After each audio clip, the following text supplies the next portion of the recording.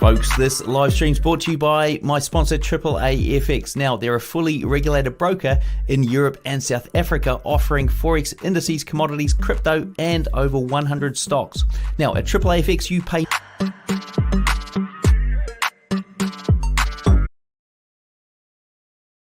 Hello, everyone. Welcome to the stream. My name is Jensler, and I'm here to trade. I was lucky enough to get chosen to be one of the people to get a Fidelcrest 50k challenge, which is amazing in my opinion. And yeah, this is my face. Hi, nice to meet you. Today, basically, I'm just going to take you into how I will be trading. I'm going to take you through my checklist, what I do every day, how I do everything, and just make sure that we are on par and on track with a whole bunch of things. Okay. Now, getting into the checklist of what we're doing today, the first thing I always do is I pull up the economic calendar, of course. Now, the economic calendar is interesting. I just go to, there's a nice app that you can use called investing.com. And with that app, you can, wait, are we even live? We are live. Everything is perfect, no stress. With that, it's a free app. Basically, you can check the times and what's coming out today. Today, we've got two large impact day news events and two small impact news events. I'm just checking it on my phone. And yeah, that's basically the first thing that I do in my checklist, is just see what's happening and the times that they're happening. The time is very, very important. So I'm just checking to make sure that the stream's up.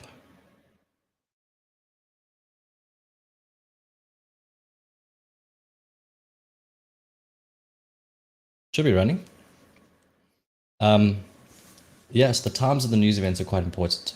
So we have one, the first one is at 0030. So I always have my chart set to New York time. I trade ICT style trading.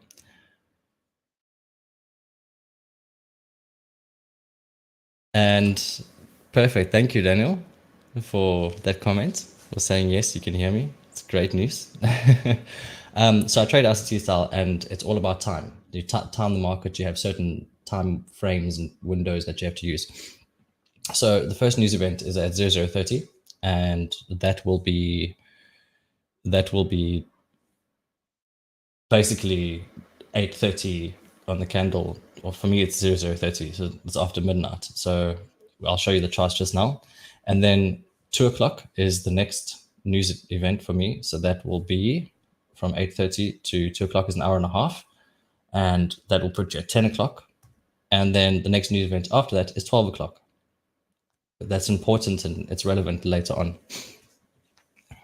Hello, social research. Hello, everyone. If you just want to say hi, drop a hi and say hello. I'm here for it. Anyways, I'm going to get onto my charts and start with the analysis of where we are. So this is my chart. Of course, it's trading view. Later on, I don't actually open my actual trading panel until I know where I want to get in on a trade. If the setup's not there, I don't want to have impulse and be like, oh, randomly get into a trade, because I've made that mistake before and I do not want to make that mistake ever again.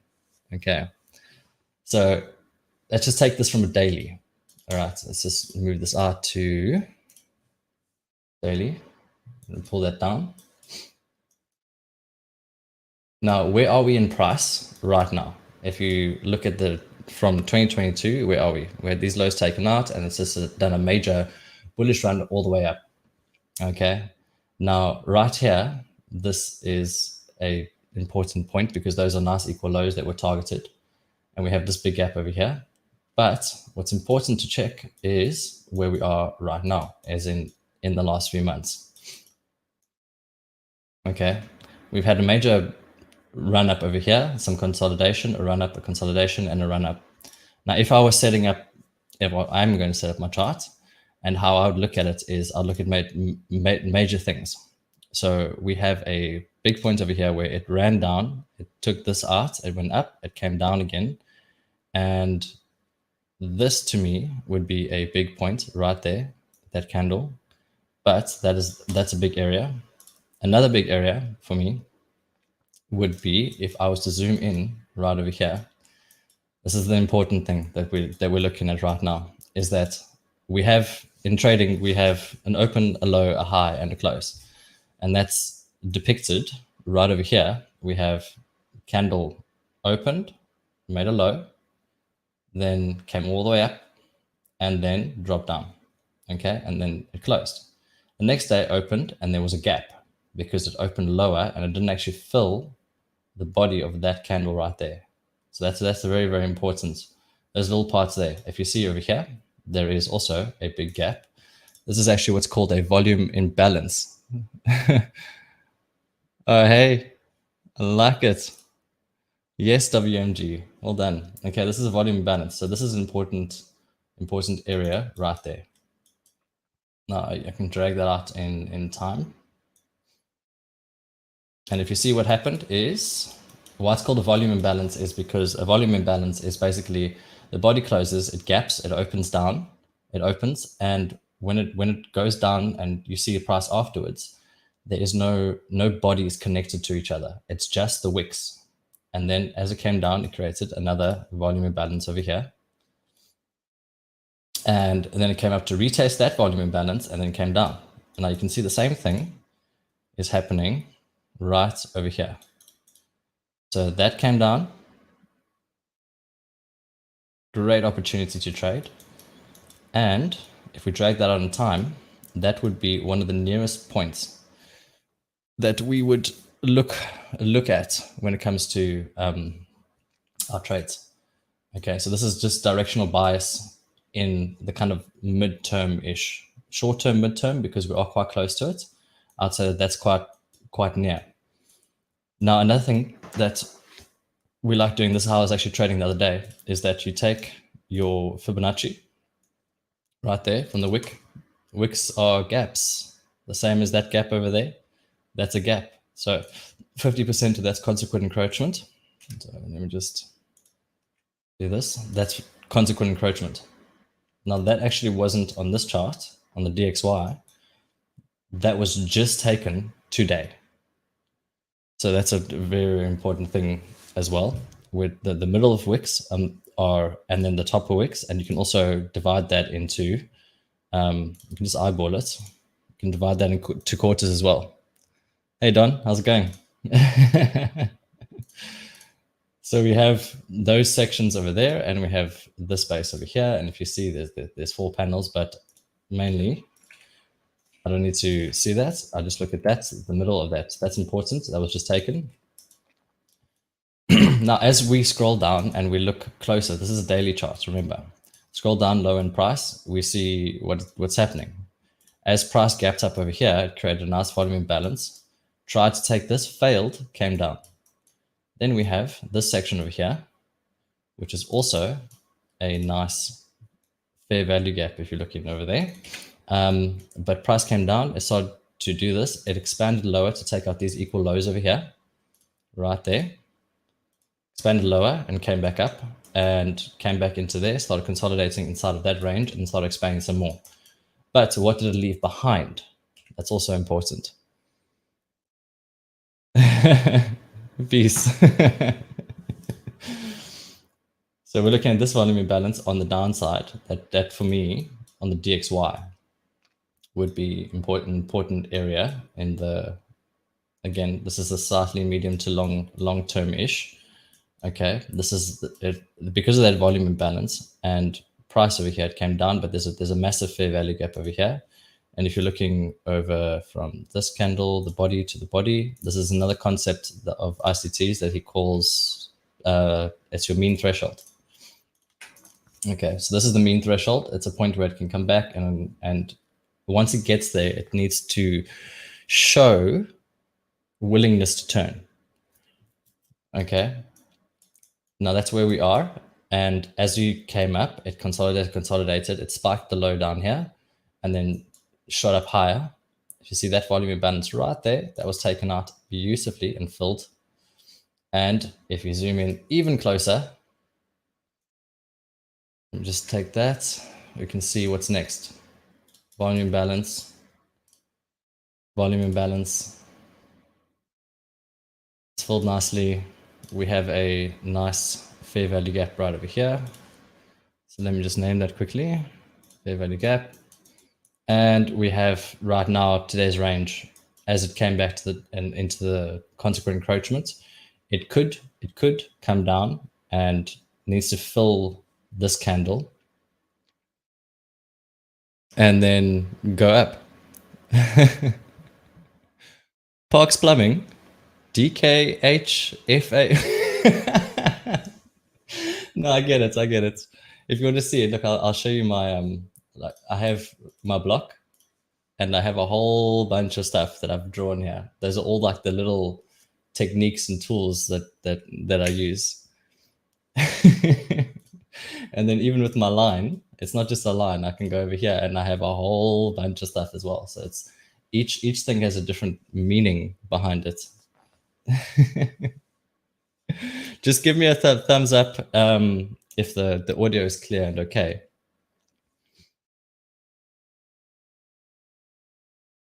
So let me just take those away. So we're busy checking price. Now, what I like to do is I have two different charts. Okay, so let's do this and put it on the daily as well. Daily. Okay, each of these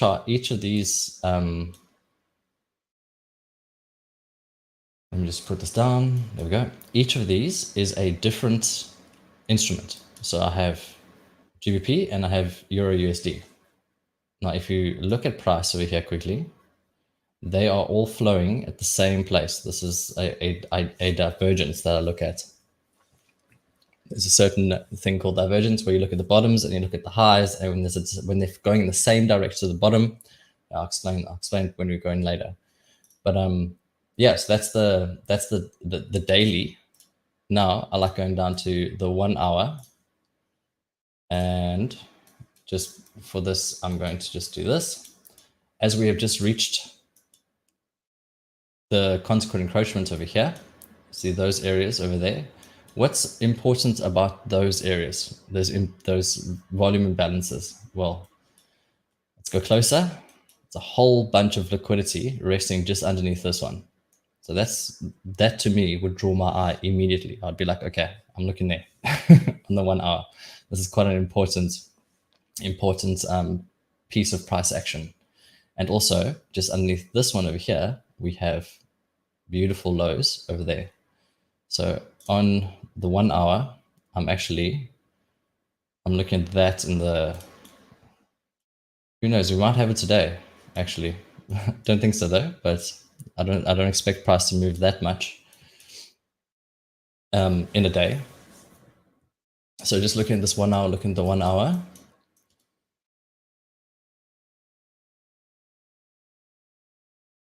Okay, looking at this, I'm going to set up my NWOGs and NDOGs. So that's my new weekly opening gaps and new daily opening gaps.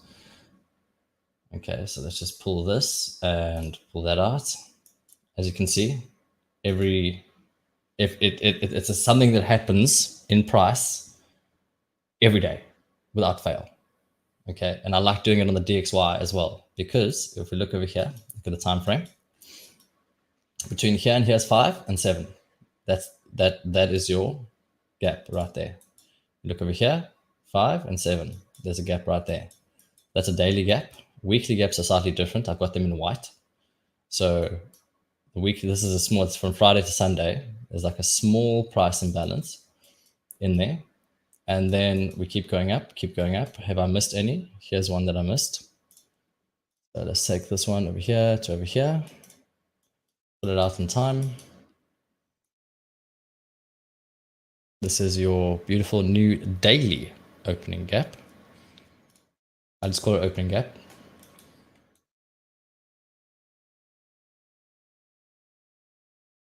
And then we carry on looking at price in the 1 hour. Goes up. This price action over here actually was why it's not in that gap specifically is because I look at the time. Because that's 6 and 7. I mean, 6 and 7 is there, okay? Whereas here's 5 and 6. I always look at 5 and 6. That takes prevalence over anything, okay? Now we go up, we go up, we go up. Where's the next gap that we see? Where's the next gap that we see? Oh, what's this? It's 5 and 6. So this right now is the new daily opening gap. Let's pull that in. Opening gap. Drag that out in time. That's the fair value gap right there.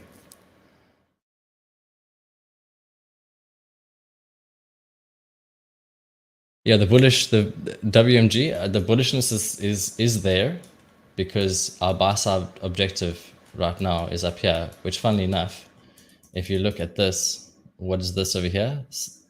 This is a Wednesday opening gap right there. Look at this. You have 6, 7, this whole price range over here, nice gap. And that's the imbalances. It's the weirdest thing. You just look at it and you're like, oh, look, there's a little gap over here. Perfect. Okay. There's a whole range in there that can be targeted. But again, this is a larger time frame. And with larger time frames, I feel like anything can happen. Yes, price is going to go to a certain point, but how it gets there is interesting. Okay, so right now I'm looking at this 1 hour, but I'm pulling this over here. And what am I seeing? Let's zoom in. Right now it opened. There's a gap right there. That's a volume imbalance. That's a volume imbalance. It gapped to go up. So this is also a volume imbalance. There's so much happening in that candle. There's so much happening. It's mind-blowing. Okay, now I'm not doing that. I'm doing this. Okay, so I have my big points on, which is important. Now we zoom in even further. Now I don't use the 45, 30 minute first. I use 5 minutes. Okay, because 5 minutes is really clear for me. You can see everything that's happening in the 5 minutes. Now, because this is our most recent daily. Actually, this is a weekly opening gap. This new one. So this is the weekly opening gap. So that's an important point in price. Okay, I would say that yes, we've gapped up from the last weeky and we've closed, and so we're starting a new week. There's a whole bunch of range over here that can be utilized, especially all of these equal lows down here. This for me would be a potential price point on the day to get down to into the last opening.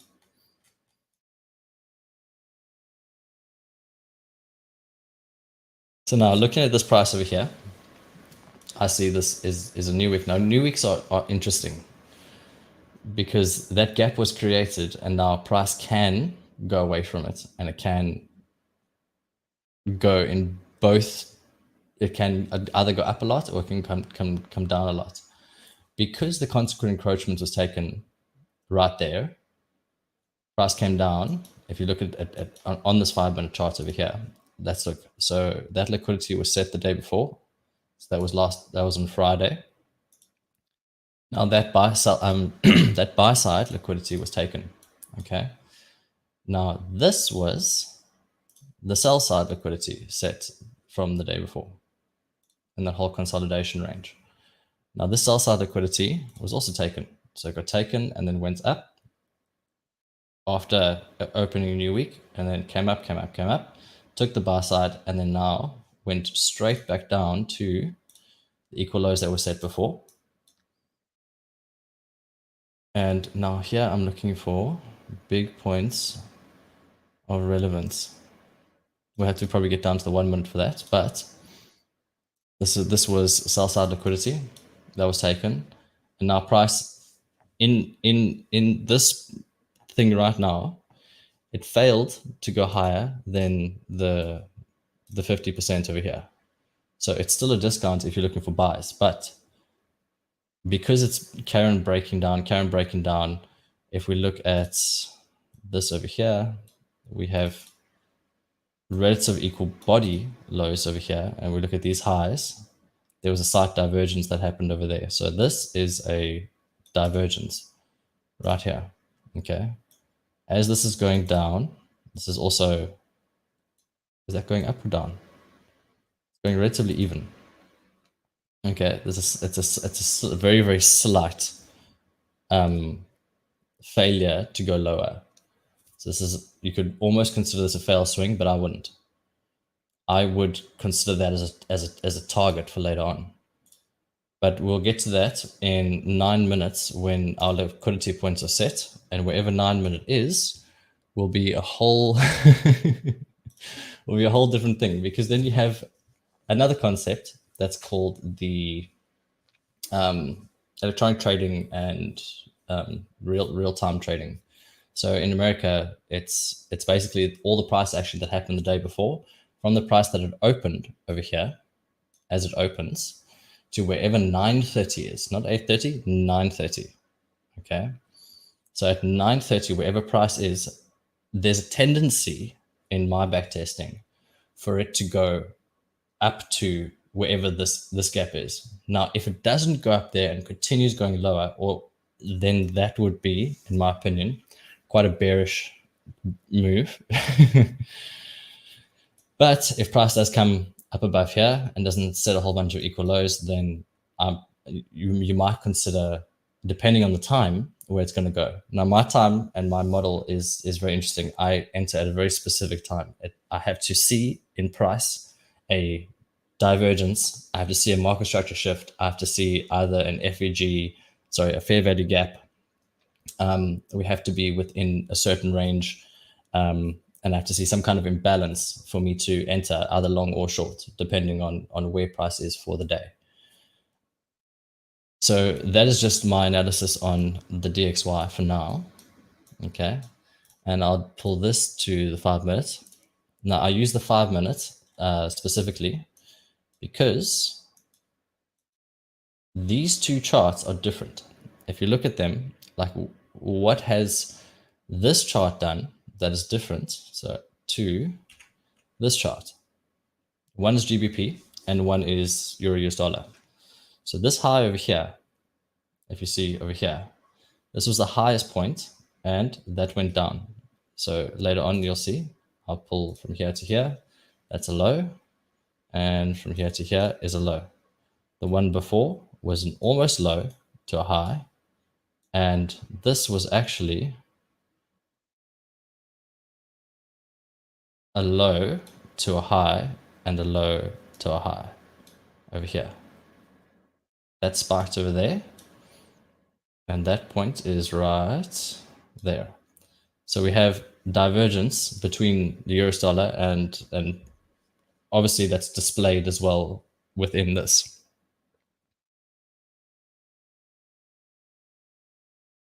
What should I upload on my YouTube page?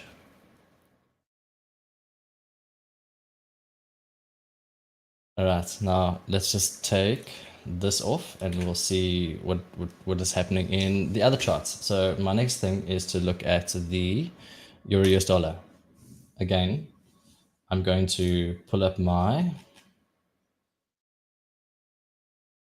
this away, this away. What is this? Okay, so I have my NDOGs and my weekly gaps as well, my NWOGs. And if you see over here, that is displayed very, very clearly. There's a lot of them on the buy side right now. Like there's a lot happening up here. Okay. Now, if dollar is going up, then we're expecting price to go on everything else. We're expecting price to go down, right? I don't know. That's just observations. Okay, when dollar's strong, risk off, everyone's going is taking money out of other assets and putting it into the dollar, into bonds and stuff, so they can get more yield.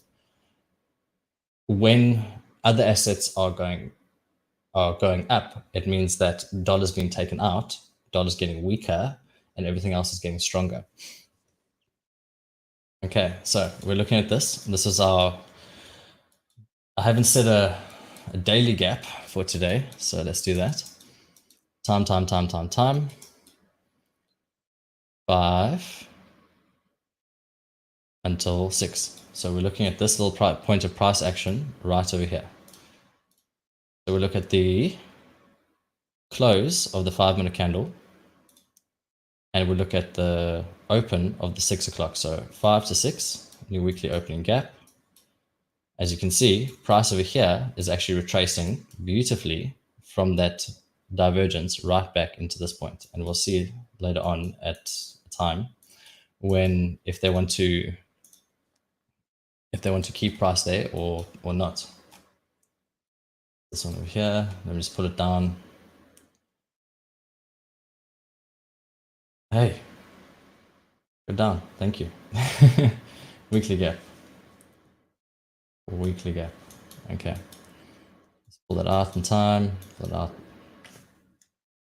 out in time some more. Beautiful.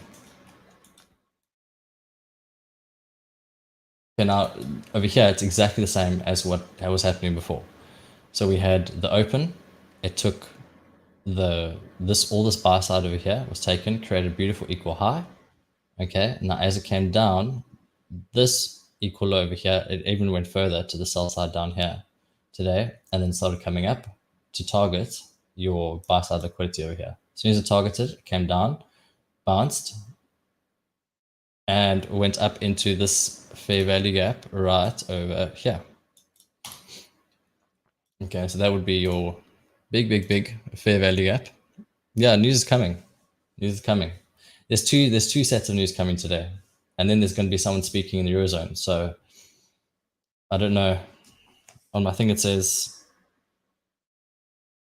12:30, 2 and 4. So that's 12:30 is we have a 8:30 is news. I don't trade the news. I have to wait for my specific time. That for me now, an hour and a half from that is 10 o'clock. That's your next news, and your next news after that is 12. Yes, those are your big news events for the day. Funnily enough, when it comes to ICT's methodology, news is very volatile, and it's a very important gauge on where liquidity is. But we'll show you when news comes out. Okay, so we're actually targeting these equal lows over here. So let's just do this, pull this chart over here, and go into the 1 minute. So the 1 minute over here, you see those beautiful equal lows. Why are those beautiful equal lows? Because over here on EURUSD, GBP, coming down from that point over there. Beautiful. That is absolutely stunning. Like look at that price. But price over here is also setting up for a long, because there's a whole bunch of liquidity over here that was taken. Looking at the next point that was taken,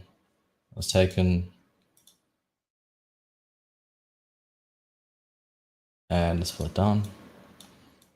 Yeah, so this is taking liquidity. It's going to obviously, once it takes sell side from there are a whole bunch of sell stops, and they will trigger pushing it lower, and it would make, in my opinion, the smart money to buy them. And we're going to go all the way up here, depending. This is taken as a fair value gap right here. That's an important level.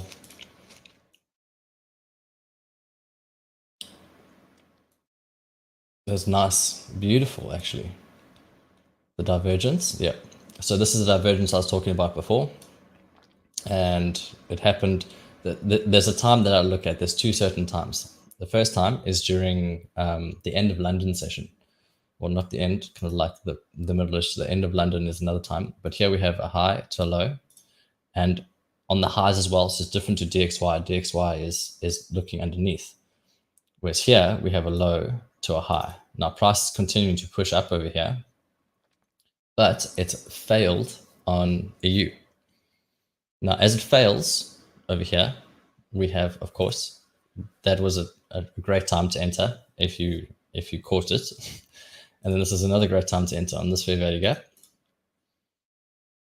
Beautiful right there. And came down, came to, I love these candles. These are very impactful maneuvers. Oh yeah, no. I might later on, but I don't actually trade. I've never posted. This is my first time streaming ever with trading, and it's quite daunting to be live and be trading. So yeah, later on, what you'll see is I will pull up the actual trading window that I have, which is over here. That's open now, but I keep it closed until I take a trade. So anyways, as I was saying, that would have been a beautiful trade to enter. That would have been a beautiful trade to enter. It's still, this fair value gap here is important because price is going to do something there. Now, there's a difference in the chart between, so if you look at this, this is your 1 minute right here. Now, if you see in this chart over here, you won't, pull this down, you won't see many imbalances. You'll see fair value gaps, but you won't see imbalances. Now, it's different when you open your broker platform. So let me just pull up the broker quickly. So here's the broker. And let's look at this. I can zoom in a little bit over here. So that I already put in before, as you can see. But what's interesting is that we have, like you can see, this imbalance right over here, beautiful. This one over here was actually that whole idea. Fair value gap or imbalance, you could have traded it down. Now, what's interesting about why I say that fair value gap over there is important is because if you look at what's behind this fair value gap, right there is you have an imbalance over here and you have an imbalance right over here. And now right now, price is actually targeting those 2 points right there. Might fill it in, might go higher, but it's news. It's news. News just was released. I'm waiting for the 9:30 to close. Now, I'm not like a mad person that's going to be trading on the news, although you could. But if you look on here again, how it was just created right over here, it's created a gap down. It's created that one there that was held beautifully. That would have been my trade if it was during my time. Okay. And then we have this imbalance over here. Now this imbalance, as this one was, it was this over here. Okay. This whole price action over here could be considered like equal in a way. Set up a whole bunch of equal highs and it busted through them.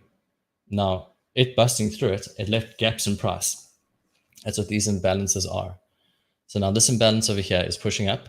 We have another imbalance over here. Like this to me, if I was in the trade itself, it would confirm that we're going up. This is on the 1 minute chart. This is where I trade. This is my life. It's right in here on these beautiful candles, going up and down, painting a beautiful picture up to liquidity. Now, what's interesting about this fair value gap is that this one might not actually hold. Why? Because if you look at GBP at that time, it is pushing huge amounts. So it created a whole bunch of equal highs over here and over here. That's your liquidity going to the buy side.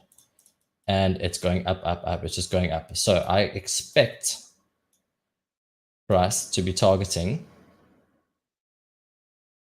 right here.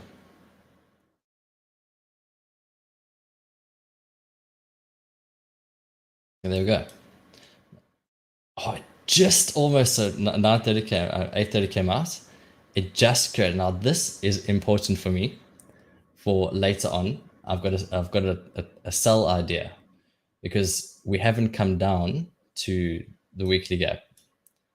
I'm expecting a sell later on.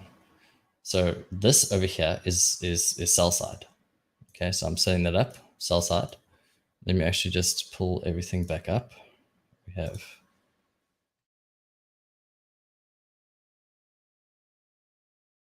yeah, no worries, man. No worries. Okay. So this is the buy side target, these highs. Because of this being pushed up so hard over here, you can see that there's a complete divergence in price. It's going up, and this is actually being pushed down. It might target here, might not. If it's pushed up over here, I want to see what the dollar's doing. But again, I'm not trading right now. I'm just observing. Okay, because we're setting up a range from 8:30 again. Let me just put this down from 8:30 over here to 9:30, which is over here. There is manipulation in price. It's complete manipulation. How I like to do it is I like to literally just put my my line tool from here to the side, and that's the bottom. So that obviously that sell side liquidity is very, very close to the other sell side liquidity, which is a big thing for me because we have all of this set over here. There's a whole bunch of sell side over here underneath there. Looking lower, yeah, that's the next one that was taken. We have this low that was taken. I'm not expecting it to come all the way down.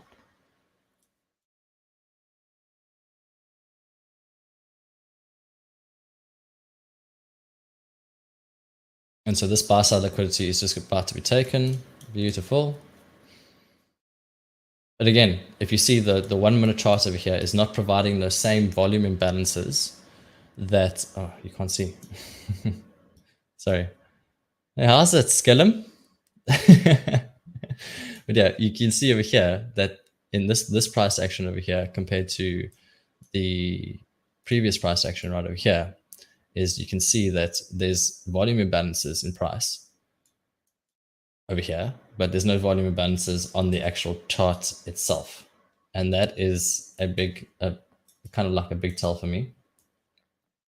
So we've just taken that buy side liquidity during this manipulation. Now, where I'd like to see it is it to come down and do a whole bunch of stuff, continue going up, and at this, not this time, but this time, 9:50. I want to see either it comes down, takes all of this, hits the weekly gap, and then we're looking for a buy, or it comes up to here and we set some kind of whatever buy side liquidity that is going to be set up, and then I'll be looking for sells, and we'll get into what I look for again. So right over here again, we have volume imbalance over here. It's just gone up as that's happening. Now, what's very interesting about this is we can also look at the US 500. Now, the US 500 is super, super clean. Okay. Like, look how clean it is. We have all of these lows that was taken. We have these highs over here, which is very close to that high. So I would take that high. Okay. And that gets taken, goes up, it gets taken, and it's just gapping. It's gapping hard. Okay, now I'm going to do my weekly gaps, my ICT levels. Now, ICT levels are something that, sorry about my cough, that a lot of people, the newer members aren't aware of. Okay, and that is his huge institutional levels that he has previously mentioned in his old videos, and how he says them, how he references them is round numbers the 80, the 50, the 20, and then the next round number. And that can be applied to anything. You just need to find out which one it is. So here we have the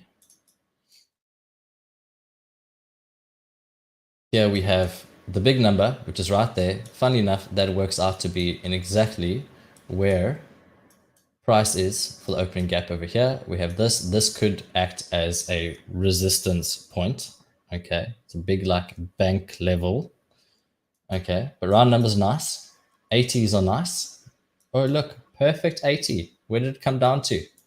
Over here, we're looking at the 50. This is the 50, but I don't actually put the 50 in my charts because what I should look for is the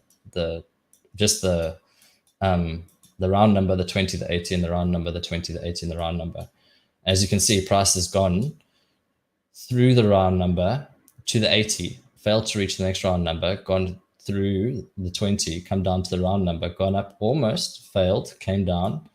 And using all of this in conjunction with your weekly gaps and stuff like that, I find that to be very impactful. That's for sure. Super, super impactful. My screen blocked the record.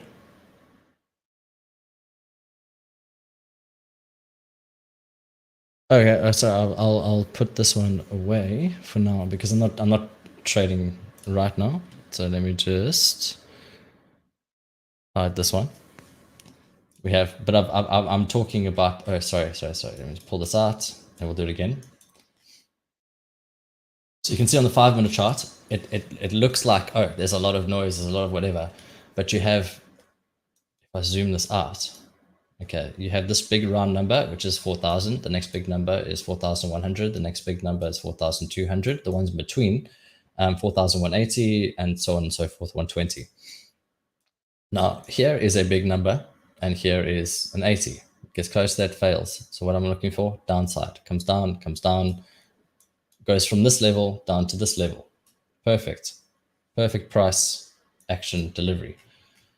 If you scroll, so that's the 15 minutes. If you scroll into the 5 minutes, you can see it even clearer. You can see how it hits the 20 and comes down. Now this is the US 500. It's different to what ICT trades because he trades the actual instrument. But unfortunately, us international people, as you know, we can't actually trade. We can't actually trade his thing because we're overseas. So that weekly gap was very important. It was beautiful price. Anyway, so prices come down to the 80, and it's just the whole last week basically. It entered this new level, and it's just been bouncing around this level right over here. Now we have created this Friday over here. There was a big gap that came in over here. Now this was during the close to the open. That was a nice fair value gap. I was actually in my my move from this point over here. As soon as it transitioned there, I went into the lower time frame and I have it on my Twitter as well. So again, fair value balance, fair value gaps, and volume imbalances. Okay, volume imbalances are very, very important. As we see over here, this is the same thing. It's the same thing I look for all the time. It's ICT 2022 model. If you're looking for it, big ups to ICT. He literally changed the way that I trade and the way I see the charts. I'll tell you a story later about my experience in trading. So anyways, that was sell side. And obviously because you created this massive gap over here, price wants to go to that gap, to that gap right there. Yeah, price is going right there. So let me pull this over here, right there, you see, right there, that's where it's going. Now, as it did this, I was looking at different levels. So we have this one over here, that was sell side, and we have sell side. Sell side gets stomped between a certain time. So I was looking between this time over here, and it didn't want to continue going up. As it's made, if you see over here, there's no volume imbalances that I can see in this leg over here that wants to make it move in a positive or bullish, not positive, bullish direction, positive is both sides. I was actually looking at this big price action over here is pulling me to go to the sell side. So that would have been your fair value gap imbalance. Behind that, what's that? Oh, that's an imbalance right there, and that's an imbalance right there. It's lovely. So that right there is a huge confluence. That's a huge confluence right there. If you drag that out in price, look over here, it's stunning. That's just beautiful I know it's probably a lot for some people to understand. Yeah, Skellum, get on it. You've still got quite a while to go. He's got hundreds of videos, and I'm lucky that I started watching him first, because what I did was I started to ICT when I first pulled up like trading and stuff like that. One of the first things I was looking at, and I was just like, this makes sense to me. And then I got distracted with indicators and all this other stuff, and I wasted a lot of time on rubbish.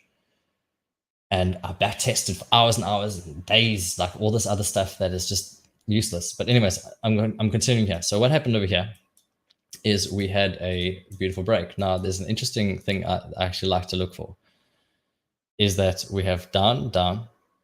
These two volume imbalances right over here are important, including here comes the ABCD, everything else as well over here. This is your IOFED, institutional order flow entry draw right there. It comes in, doop, it doesn't want to go down, doop, it comes up.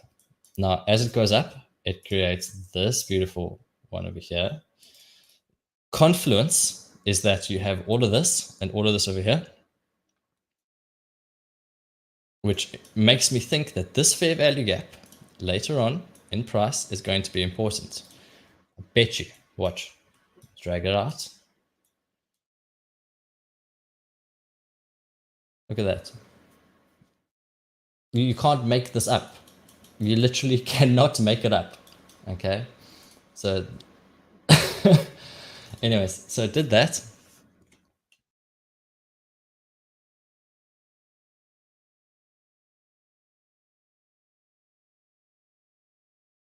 Equity.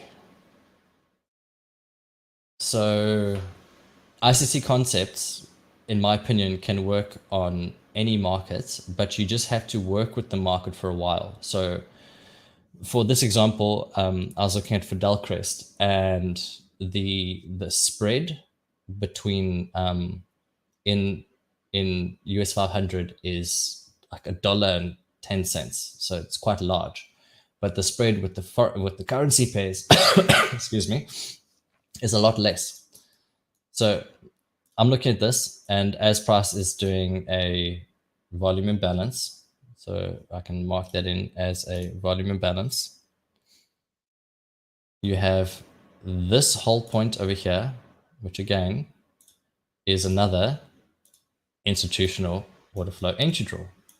So as soon as this comes up here, you know without a doubt that price will hold. You can put your stops underneath here or underneath here, and then it'll go up, and it goes up. It creates volume imbalances that get respected, and they keep going up and up and up. And then we have a change in like a market structure shift in a way. How do I look at a market structure shift? So I look at a leg and look at the previous leg. These blue candles and these red candles are telling me a story. We're painting upwards and we're painting downwards, and we paint up and we paint down. That for me already, this is indicating to me here. As soon as price breaks this, I'm thinking that it is going to shift, even though it hasn't broken this leg yet. So I consider that, and I have a thing here called break one. So that's my first break.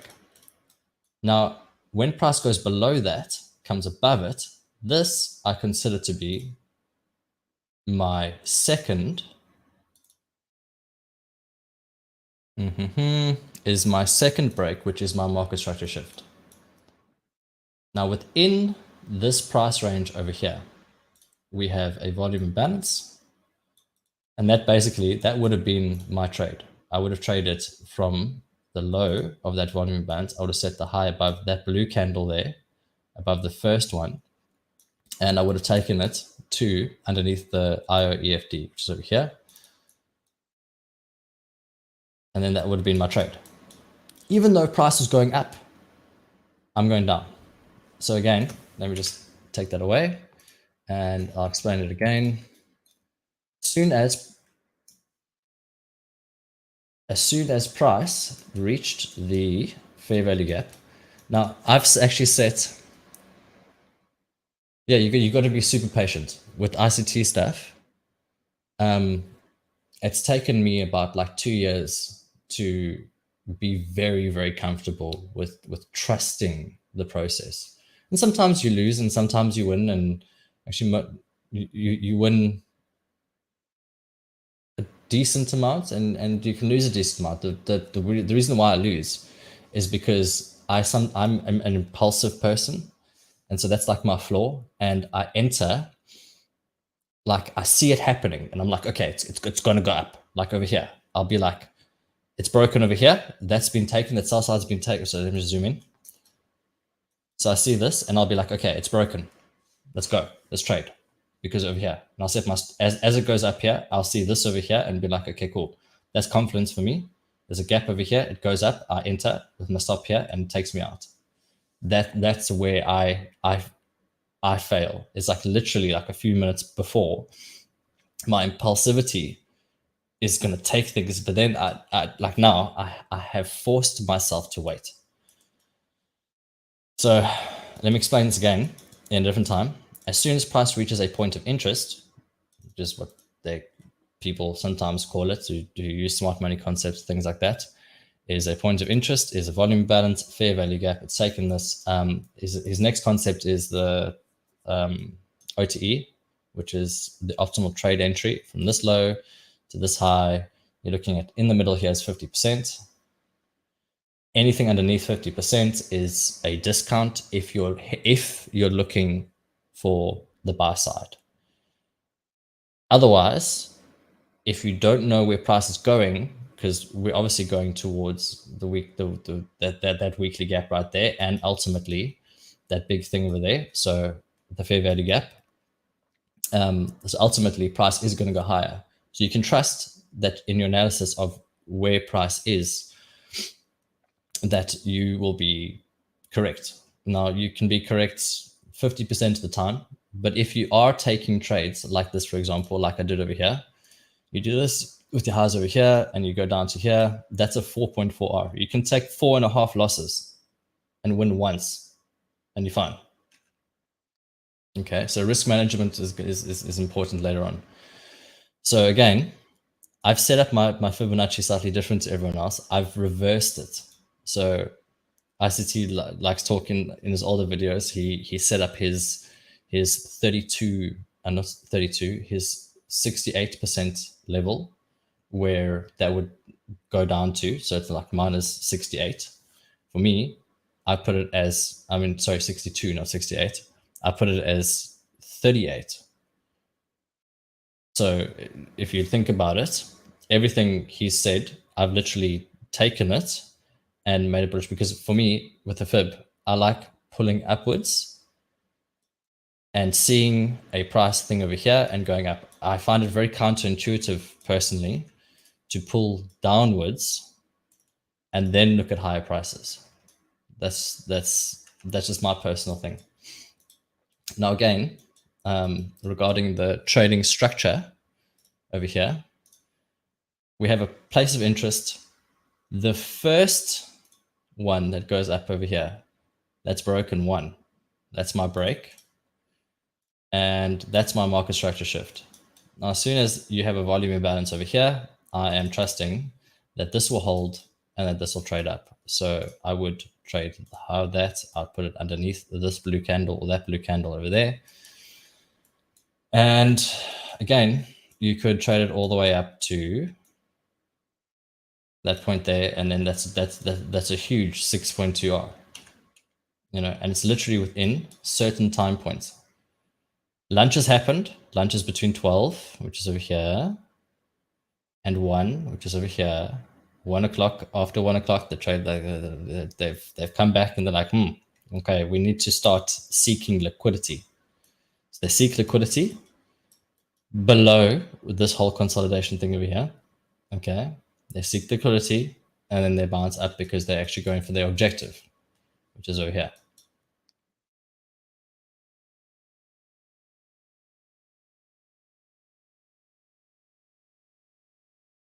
Now, where are we in price?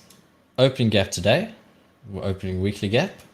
Amazing how it goes up, comes down perfectly into it, and trades straight back up. Now we have gone through the absolute moon. Okay, so your next point is right here. What's that? Yeah, that's Thursday's opening price. And it's also Friday opened. Where did Friday open? Down here. That was Friday. Friday to Sunday. Okay, now that is a nice level because we have a whole bunch of equal highs over here. That's like a big term buy side liquidity. Okay, let's put that in, buy side liquidity. And then over here as well, we've got nice equal highs right over here with a little bit of a imbalance right behind it. Over here, imbalance over here, and we have equal highs, perfect equal highs up here. Now, what I was actually looking for on that Thursday was price after it came down. When were we in price? To come down and then actually to come back up. But because it gapped down, it then made me think, okay, things are happening. Things are happening.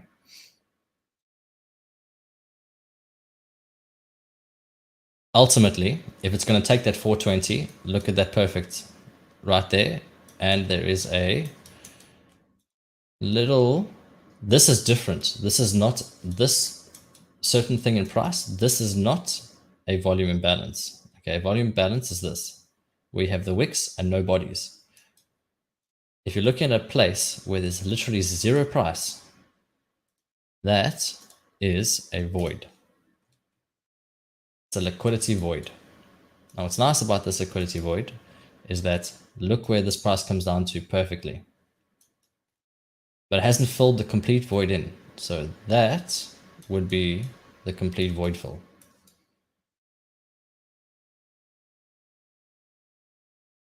Drag that on time. So we are in price. We're over there. Let me just pull that over here. So that for me is a important level. And then of course we have the equal highs just above that. Now going out to the 5 minutes.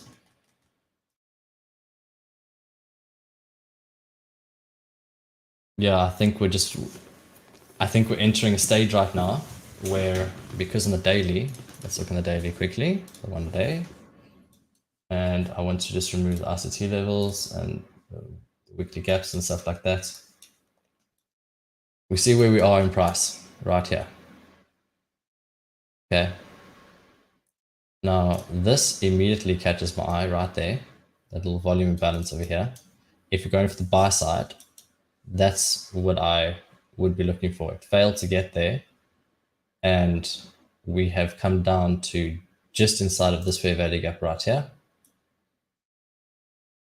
Okay, that was a perfect fill, and we could go up. So looking at the daily again, we have the volume balances that were respected beautifully. What's the time? 9 o'clock. Okay, not trading time yet. And we have this section of price right here. What's there? Right there. There is a price action discrepancy from that wick to that wick. So if they're closed, that would be a volume imbalance. This right here is a void. So what you can actually do is just pull out the whole candle over there, drag it out in time. Okay, we'll drag it out in time. We have done that perfect. And we pull a fib on that. Why are we pulling a fib? Because all I want to do is I want to just enter the 50 right there. Again, that's consequent encroachment onto that candle. So that's that's an important level. Funny how if you look at that level, and when I was talking about before about your institutional levels, okay, that ICT has said before in his videos, that's at the 4083, which is right there by 4080. You go up here again. So let me just pull out his levels. That's right there, just before this one. It's yeah. Anyways, once you see price action like this, like your whole life changes. So you look at the buy side, we have that level, which also coincidentally is right by this candle over here, which is a swing low, and if lots of people will trade, like use that as a resistance level. If it goes up here, they'll be like, okay, it's resistance. If it breaks it, then we're going to go higher, or if it touches this and comes down, and then we're going to go lower, or it comes up here. I don't know. They do their thing. They do them. Okay. So right here, we're looking at fractals. Okay. So now we have this fractal over here. Now how ICT teaches fractals is if you are in a buy market, basically, you're looking at days and you're looking at fractals. So we have 1 and 2 and 3. This one, the high low here is higher than this low, and then that high is a lot higher than that low. As soon as that happens, you know that price will need to start coming up to the next ones, but not yet, because we have to wait for the second time that it happens. So if you can see over here, 1, 2, 3, second time doesn't happen. 1, 2, 3, second time hasn't happened yet. 1, 2, 3. This time has gone up and gone into there. As it starts trading up, this is your next swing point. So as it comes down, up and up, your next day there, which would have been Thursday, you would have been looking for a long on that day with confidence. And you can see that in almost every single move that happens. We have 1, 2, 3, it breaks higher. We look for the low, higher. The next day after that, price goes up. Funny. Okay. Now we're looking on the downside. We have 1, 2, 3, it starts coming down. As it gets confirmed over here, we're looking for 1, 2, 3. So today, what we're looking for is if price breaks lower, we are extremely bearish and it's going to go to the floor. It's going to go down, down, down, down to those levels that we spoke about before. Okay. Now it's 103, sorry, 903. Go back into the 5 minutes.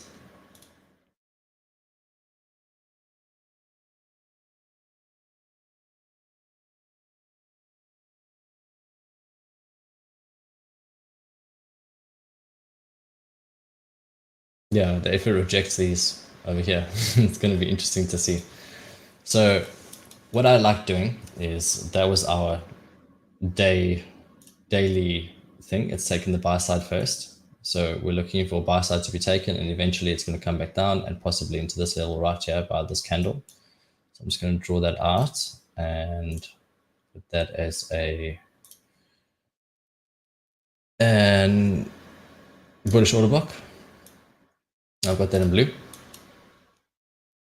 So what I like looking at is where's the liquidity, where we come from and where we're going to. 930 is this candle right here. That needs to be, thank you. This for me is sell side. I'm waiting for 930 to confirm. So we have 8:30 until 9:30. We could already set the buy side, But after 9:30, price is going to want to gravitate towards one of these areas.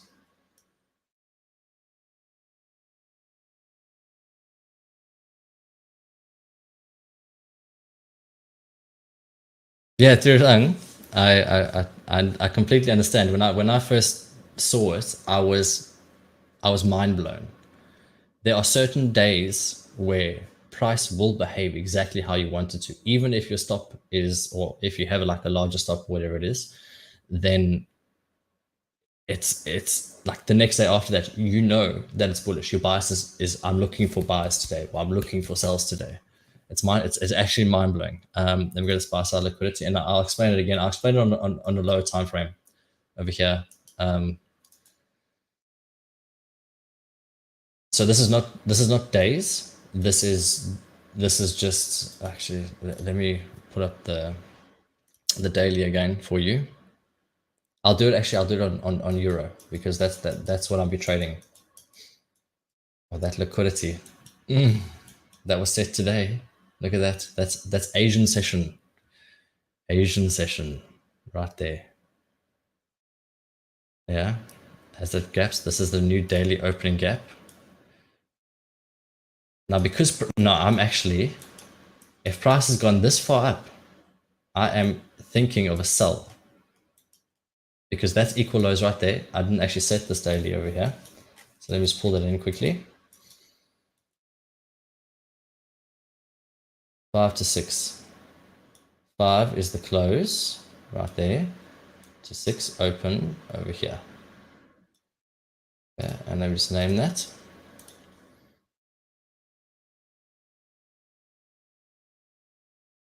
Yeah, it needs to come in and fill this.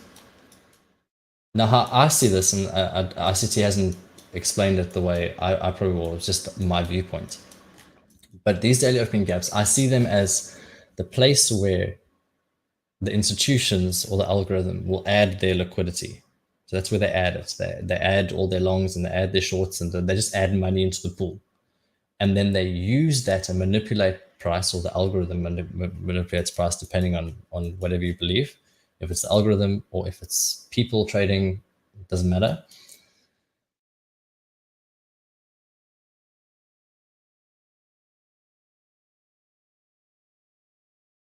Skellum, I would be careful right now, because price is within it's not 9:30 yet. After 9:30, that's when I'm looking, because right now, again, you're looking at the electronic trading and normal trading. Okay, so 9:30 is where the close will be. And so if you're looking for lower prices, which I actually am looking for lower prices from this point over here, it might go up higher, but looking for lower prices down to this, if it goes up, then I have a failed idea, because it's a Monday. Mondays are very, very interesting days because sometimes they can expand viciously, just like Fridays. Fridays can also expand viciously. But if you know where you're kind of wanting to go, so everyone on the planet is like, oh, we've gotten to this point, so guess what price is going to do? It's going to go up. Well, things have to go up to come down, and things have to go down to come up, because price has to balance itself out. Okay, so Skellum, as I was saying, I'm just going to take this away so you don't get distracted by it. But we have an electronic trading hours, okay, which is that point over there, that open of where price is, up until 9:30. So wherever price lands up here, I'm going to make this green for you. Dun, dun, dun, dun, dun. Here we go. Okay. Now this is this is considered to be a gap. This is a gap in essence, because all of this has happened, and for the Americans, there is no price there. So what I actually like doing here is, I like in this gap, I like putting this up, and I like putting a line on the consequent encroachment of this gap. Okay, so I'm going to label that consequent encroachment, or CE. All right, but now I'm waiting for 9:30 to print. After 9:30 prints, then what we might have is we might have this taken and it goes up, or it's going to come up to you take your buy side and then use that as a way to go lower. Now the same thing can be applied to euro. Okay, I have my times already set out, 8:30, so 9:30 over here.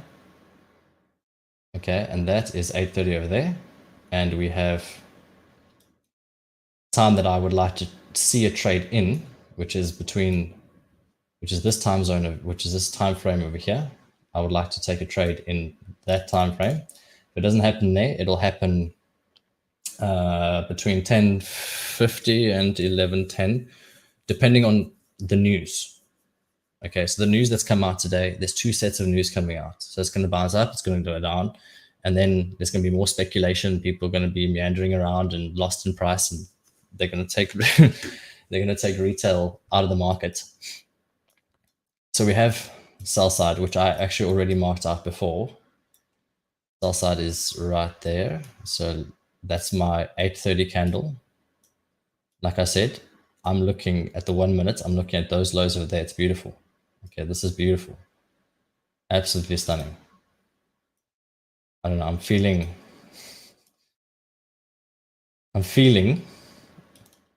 like price is going to go down. Because with every range expansion, the market only does four things. It expands, it consolidates, expands, or it retraces. That's all it does. Expansion is all this that you've just seen over here. If it reverses right now and comes down into here, then I'll be looking for possibly for buys because it's taken sell side first and then it will need to take. But it depends on 9:30. So I'm literally just waiting. That's your buy side right now. Buy side liquidity. I'm just waiting for price to do its thing. Again, exactly the same concept applies on this day. So your opening was over here. Okay. Now, if you notice on the US 500, it wants to come down to the opening. On Euro USD, it wants to come down to it's down to the opening. My average RR, well, it depends on the trade because I tend to take it off at a 4 because I just find that 4 is a nice number and I can lose 4 times and have one winner and I'll be break even, if my idea is wrong. So let me just go down over here. We have our weekly open. So this is a weekly opening price over here. Okay. Now if you see how price reacted from there, and also again, you can pull up your institutional levels for this. We have 6, we have 8, we have 5, we have 5.2. I just did something funny. Control Z. We have 6.2, we have 6.8, and then we have 7 up here. Now, prices come from this. As you can see, it went up to 8, it bounced off 8, it came down to 7, and then it did its thing, went to 7 with all your liquidity stuff and came down, and came down, went over here, hit it. If we are macro long-term bearish, you would be looking at this point right over here. Amazing how, look at the equal highs that have formed just above that, just below that daily opening, that end dog. We're looking still at 16 minutes before price actually gets that point.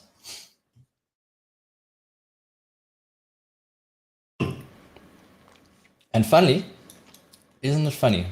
Price just reaches above 1.05804 and it's doing its thing.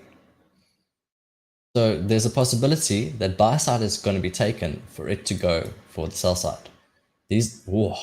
Those are equal lows right there. Okay, it's not actually equal lows. But yeah, again, if you're completely bearish, you're looking at this going down to the next level, which is possibly here. Or if you're completely bullish, you're looking for it to take this and to go up to here. If it gets taken, then possibly, it might leave this intact to come back for it later. Thank you, Ben.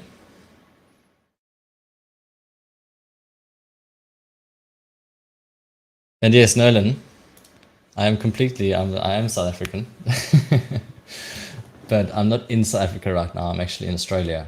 So for me, the time right now is 1:16, even though on the chart over here it says 9:16. That's because it's looking at the New York time zone, because that's the time zone that ICT uses, and just correlate your charts to him and use it in your own time period. They haven't released the data for core durable goods yet. That's interesting. That's interesting, looking at the news.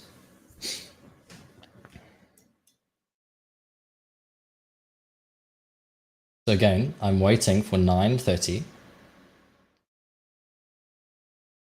to do its thing. And wherever that is, then I put my my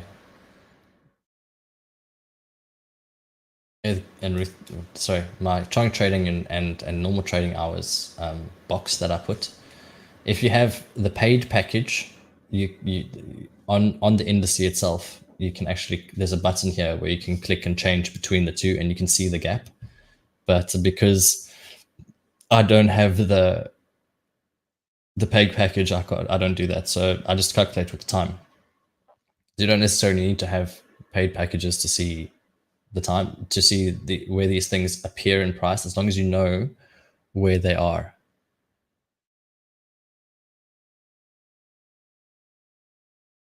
Alternate strings, yes.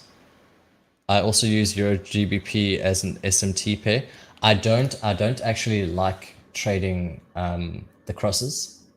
If price is going to have a dodgy day and the crosses are going to move, I just stay out the market, or I'll come in and I'll just watch and see what happens, because it's exciting. But again, what I try and do is I try and keep myself off of the real trading platform. So I'm just literally observing, like we are right now. We're just observing what's happening. So let's go into this in the 1 minute and see where we are.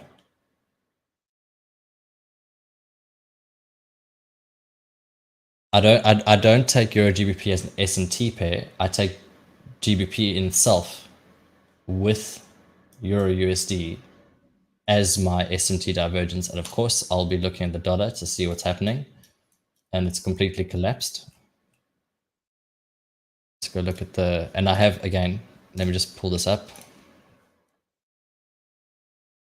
So that's GBP, and we have EURUSD on the side. Now you can see the difference between these two over here. Again, even with the line chart, you can draw out your lows down here. Bang, that's a nice low right there. You got this low over here. If you look at this one over here, you have price that has, you've taken that low down there. So let's just do this.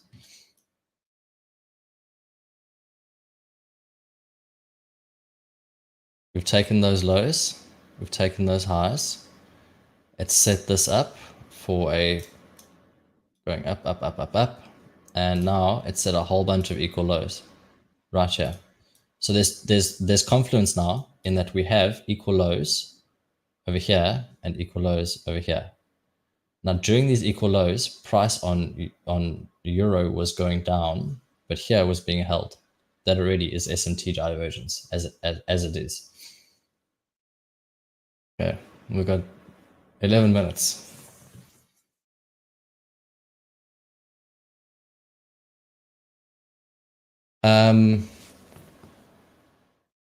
So do you always take 4-1 RR? What is your long-term win rate? So I actually enter partials, because partials pay all the time. I have two things that I enter. I enter 50 and 50. As soon as price gets to 2, I take 50% off, so which means I won 1%. And when price goes to 4, I take the other partial off, and then I win 3%. Why are you considering jabs? So which one are you talking about when for what I consider as a gap?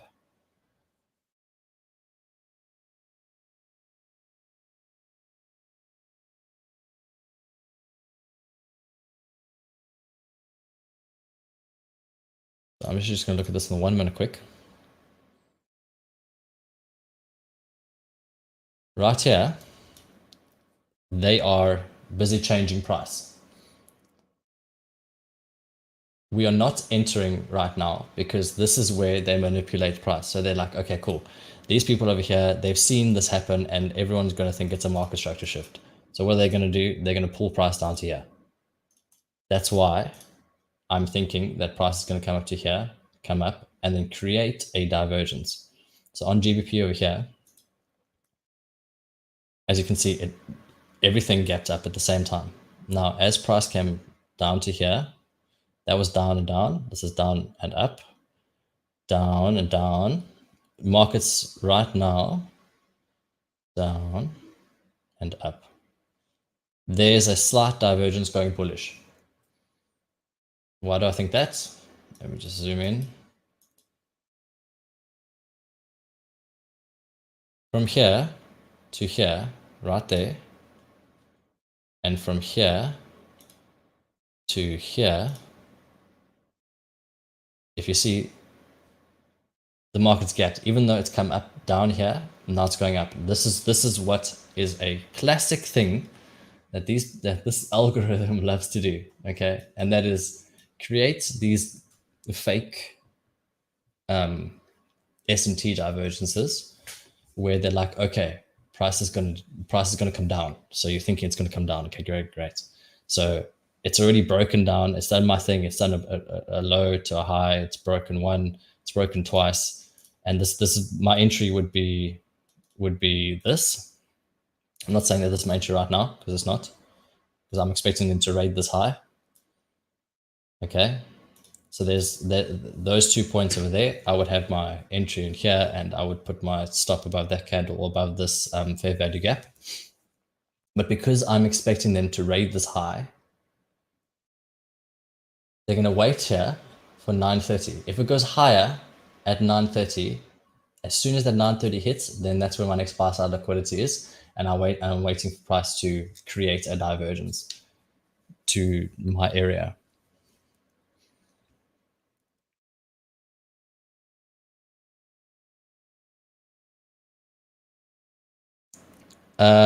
Oh yes, jabs. I see what you mean. Okay, so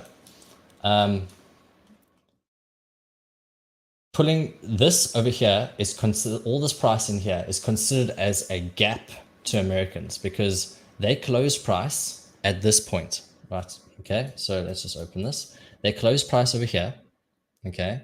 And now when it opens on Monday, there's a massive gap for them because that's when they trade. They trade from 9:30.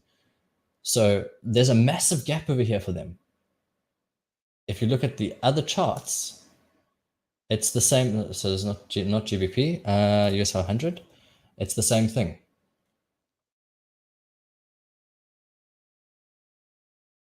Here we have a few more minutes. The time 5 more minutes, around-ish. And then, so because they consider it as a gap, the middle of that gap is consequent encroachment. So price can react from the middle of that, and if it's bullish, it can if it's showing like if there's bullish sentiment, all the other stuff, then you're considering that as a point where it might turn. And so that is another like point of interest in a way. Let me just reset this price view. Pull this down.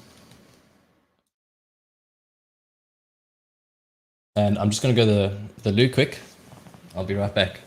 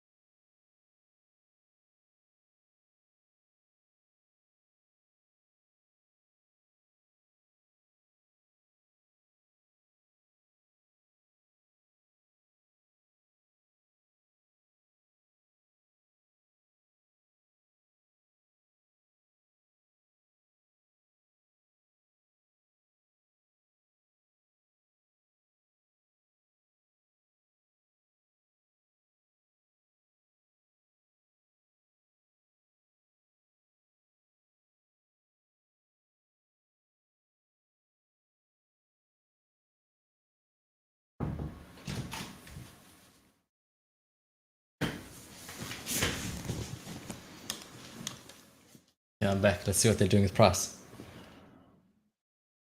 Oh, they're creating, what did you call it in ICT 2022 model for all you ICT people that have studied it?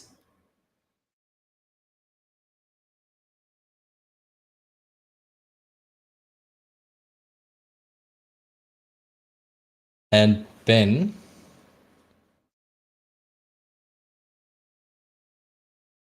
so with the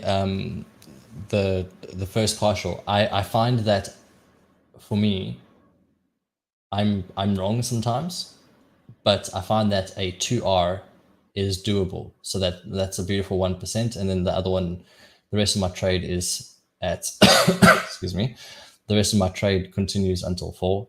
Or if I'm looking at a serious low, if I'm looking at something like this and we're up here and there's this very, very small, tiny little thing in price where I'm literally like this, I will look at like a 4R as my first stop and I don't know, 10 as my next. But again, my win rate is between like 33 and 47%. So again, it's hard as a trader, as a person that is in the markets. Even though today I have the Fidelcrest challenge, and it's basically it's a demo. I still treat it as I would a real account. What's it setting up right now? Engineering buy-side liquidity. Yes. Perfect. Great answer.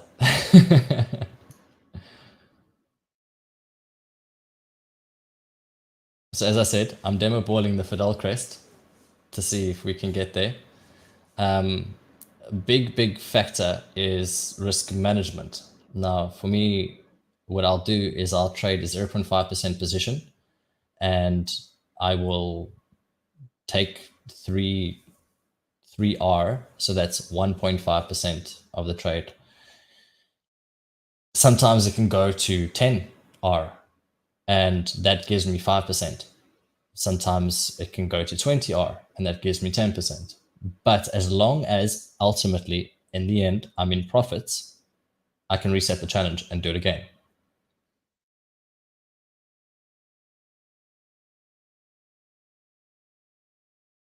Alternate strings. I currently have my MMF funded. It's funded. And I have a 50K FTMO that I have ready to go as well. So, but right now I'm just focusing on this Fidelcrest. So what you can see right here is we have divergence already. You see how price is leading? So GBP is leading price over here. If you see over here, I don't use the highs, I use the bodies. Because a line chart uses bodies. They don't use the wicks.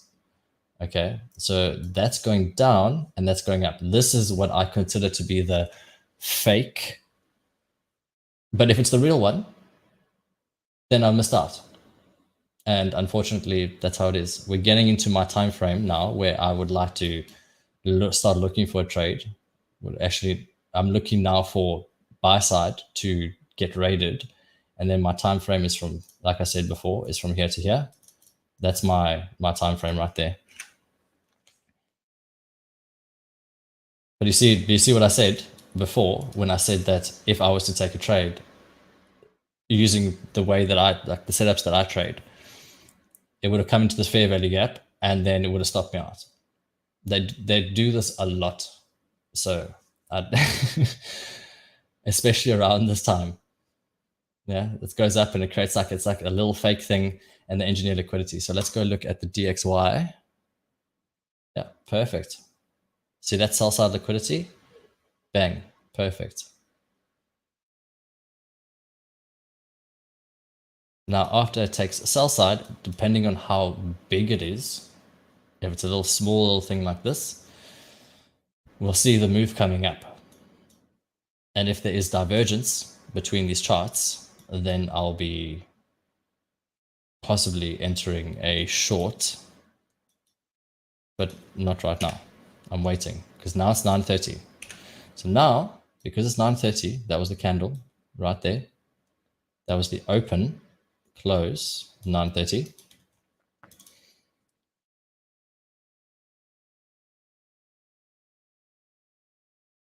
Now, if it really starts going down here, then I've probably missed my entry, and that's okay. Some days you get them, some days you don't. But those equal highs over here are that have been engineered liquidity, have just been set up and ready. Just like I said, yeah, took buy side, and I'm waiting, and there we are waiting. So let's pull this back. That was a target that didn't work.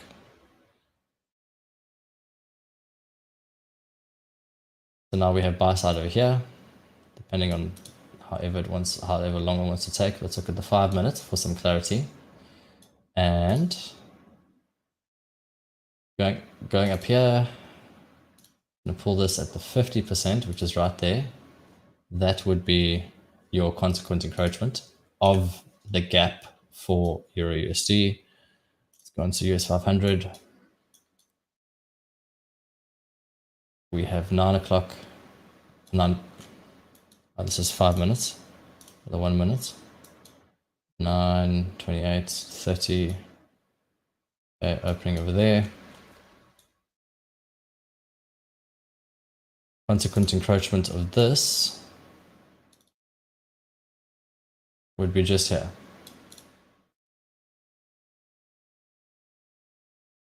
So ultimately, I'm looking at this, at least these stops here to be traded, as in these sell stops over here, to be traded to after the buy stops are taken.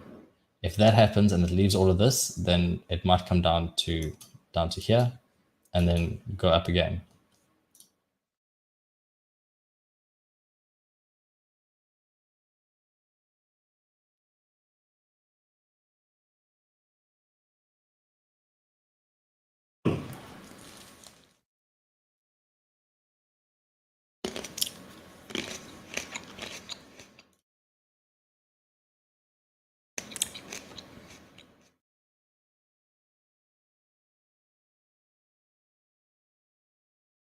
Okay, now criteria for my entrance into the trade is I have to have a divergence play out, whether it's a divergence on the dollar or whether it's a divergence between GBP and Euro US dollar. So over here we have GBP, the highs and the lows are going up.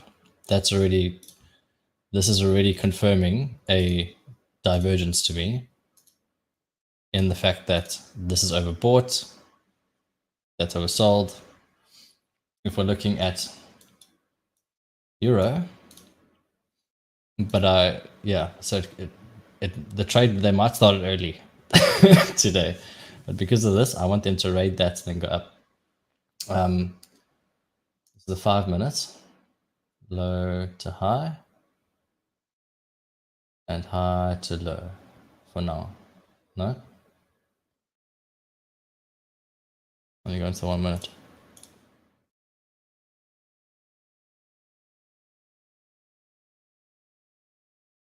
Yeah, Euro hasn't diverged. It's tracking exactly the same.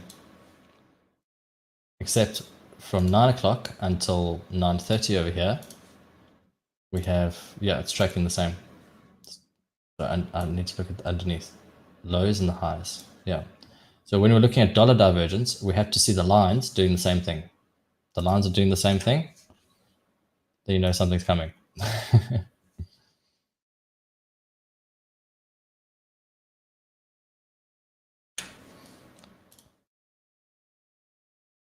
The GBP has actually raided the high that it set just before, but I'm waiting.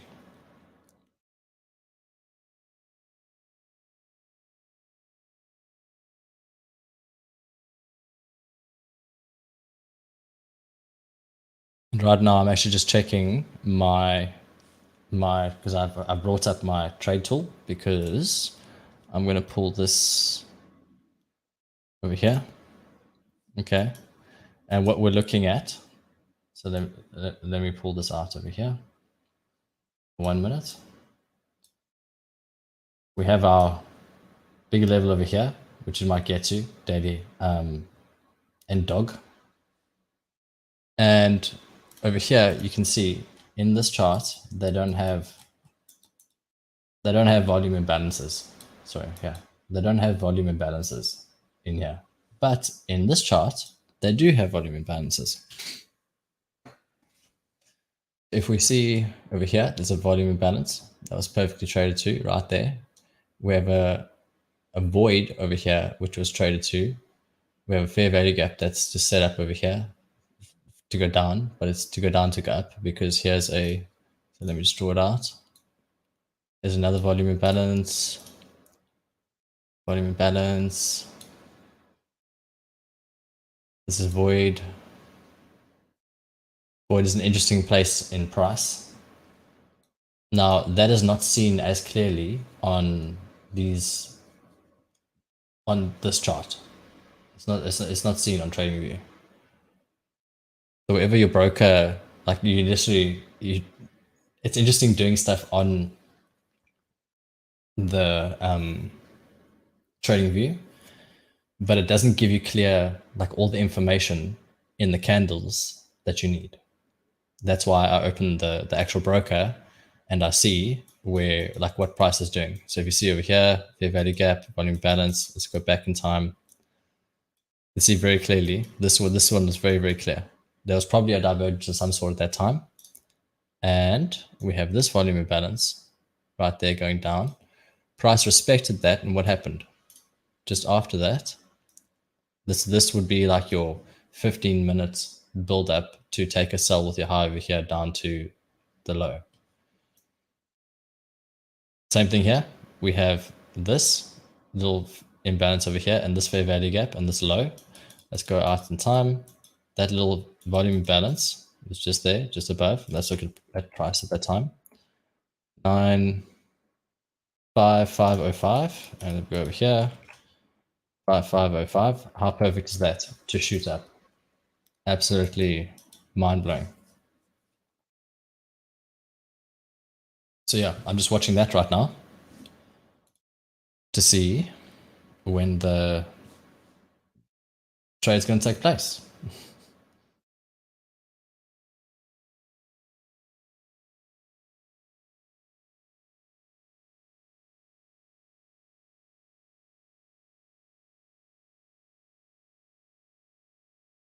Right now, I want price to come to me. So I want the highs to be taken and then I want to go short.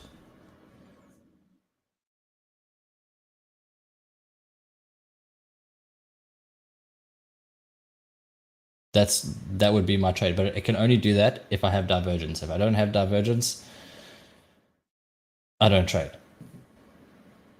And that's literally it. It's a lot of patience, a lot of time. You're looking at the charts, but as long as you have your routine, you have your checklists, the things that you do, you see the news, you see what's happening. So because we have two news events that are relatively similarly close to one another, your news event was at 8:30. Your next news event is at 10. Okay, so it's just over here. It's 10 o'clock. 10 o'clock. That's the next news event. So I wanted to go up here, and in that news event, it's funny how they time it perfectly. But if you look at the markets, those times are coordinated with specific moves and specific divergences.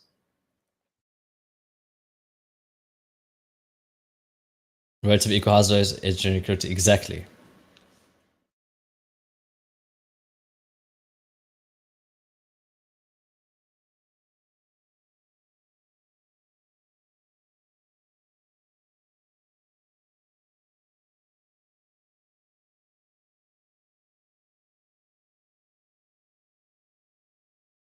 So if you're feeling happy Give this video a like, just so that Cam is sorted. He's a great guy, such a nice guy. I was chatting to him. What a lovely person. He's just got such a gentle like soul.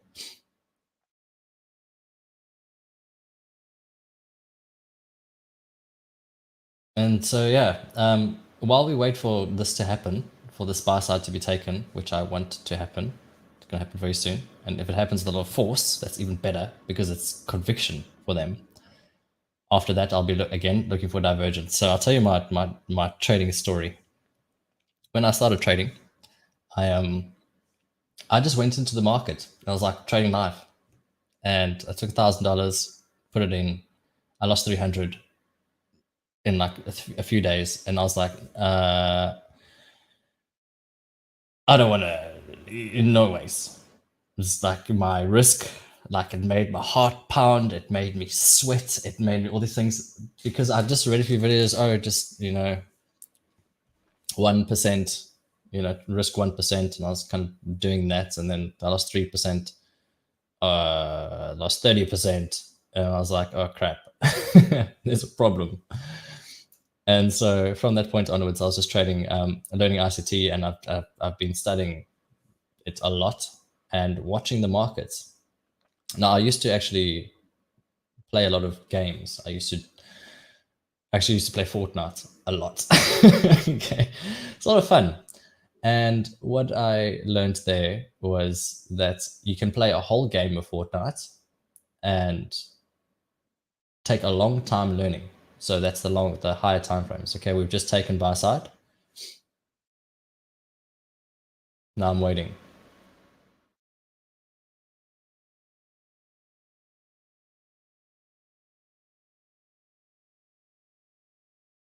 Yeah, buy side's taken, and now literally what I'm doing is because I trade 0.5% of the account. I switch to my double TP.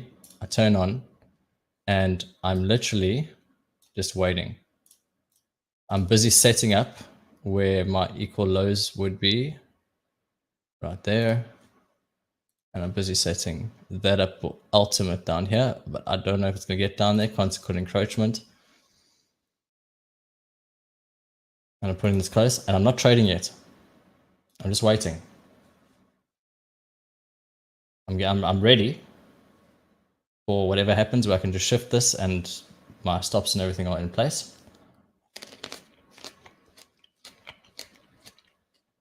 I don't exactly know how much the Fidelcrest uses for charging.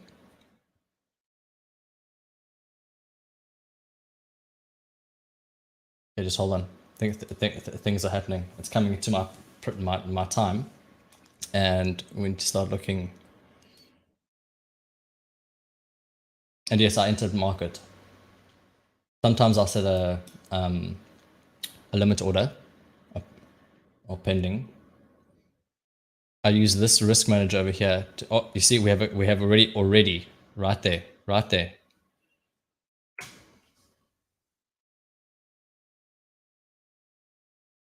there, we've got an imbalance already. But depending on how the candle closes, that's what we're looking at. Because we're not there yet. I have to wait for my time.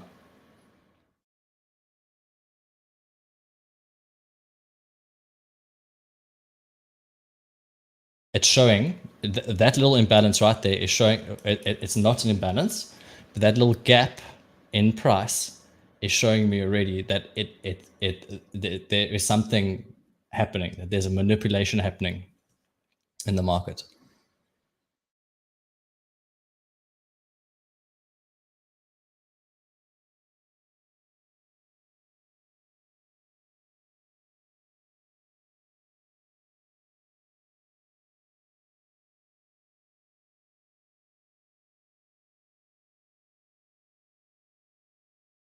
Now, right now, I'm just checking for divergence. We have up and up. We have up and up. And up and down. So we have a small divergence over here, what I like doing is I like looking at the nearest point of after this buy side liquidity gets taken, where is it on the 1 minute? And are there any equal highs above this level that I need to be wary of?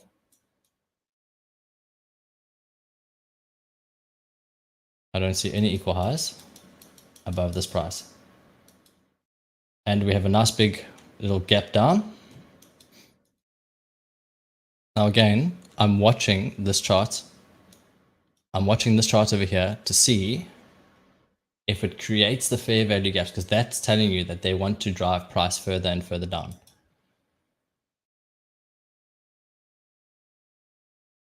At this point, we've taken buy side, and I'm looking for maybe the next buy side. That could have been a fake candle to get people into the market to place their stops here, and then they're going to quickly rate it and then come down.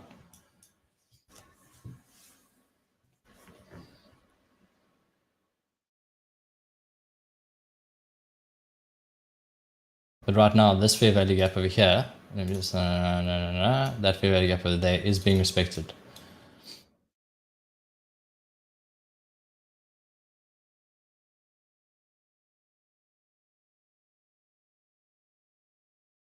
We've got equal high just over here. 1, 2, 3. I'm looking for a swing up, come down again. If it comes down,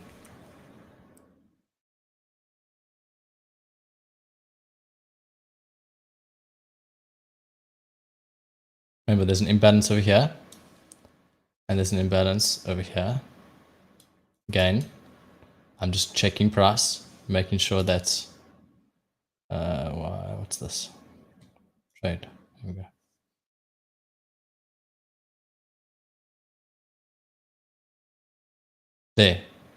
There was a little gap over there that just formed. So again, this one over here just happened.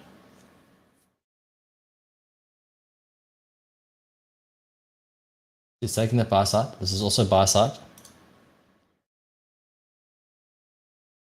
If they want to take price lower, which they might.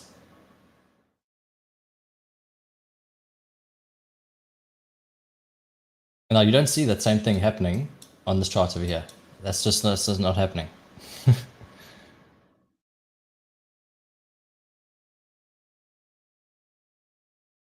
We've taken buy side. We've taken, again, I'm waiting for my time, 9:50.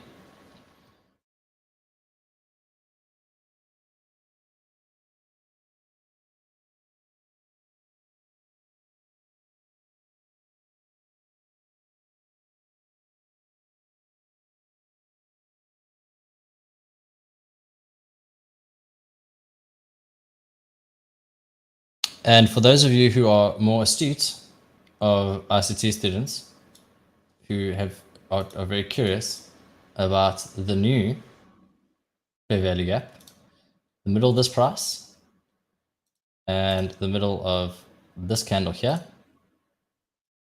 sorry, this wick, that is an IFG.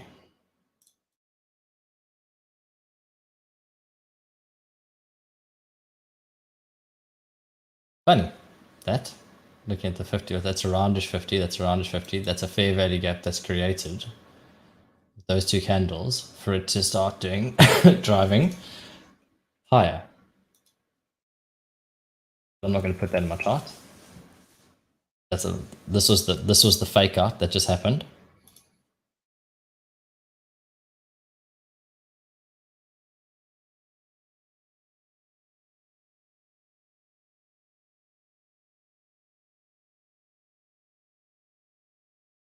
Volume imbalance right there.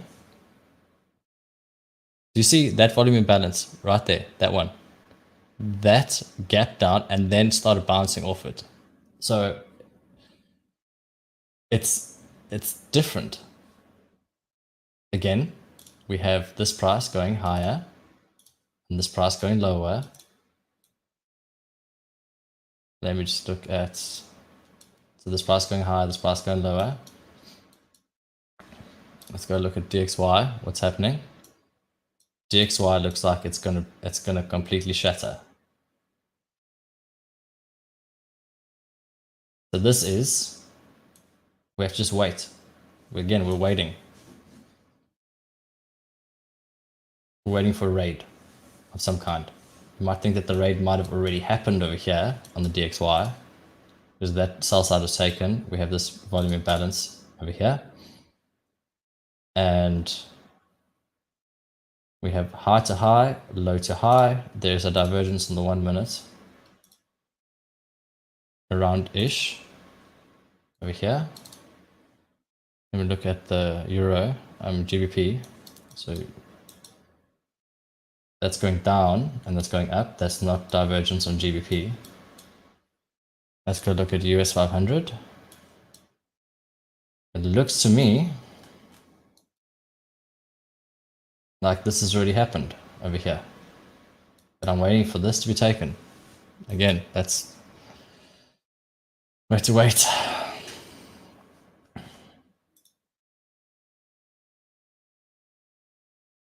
Now we're in my time zone.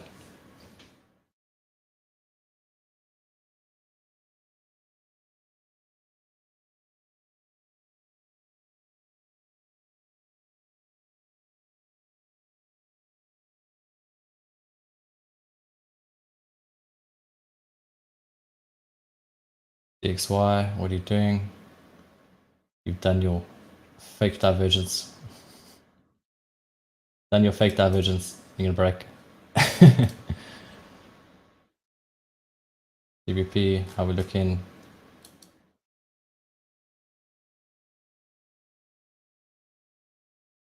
The 1 minute. I'm just checking the 1 minute. Look at GBP down here. Look at all of this. All of these beautiful equal lows down here. This big price down here. It's broken. It's going to come down. But I have to now wait for price to show me that it wants to go down. Otherwise, it's going to choppy chop the whole time. Again, there's news at 10. That's right here, where my cursor is. It's 10 o'clock. There's news at 10. We could see it sweep this and come down, or from here we're going down. Look at this.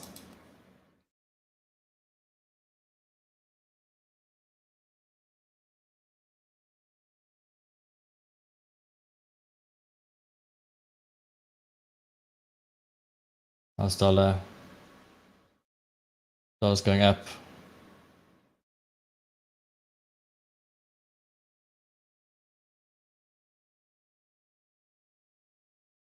Dollar's created a little price range in here. Here we might get a double take.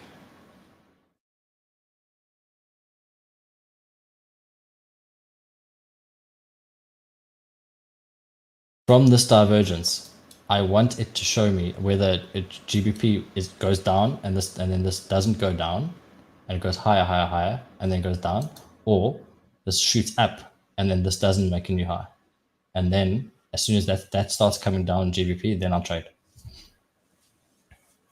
We're looking over here again. We just created a void inside of price right there.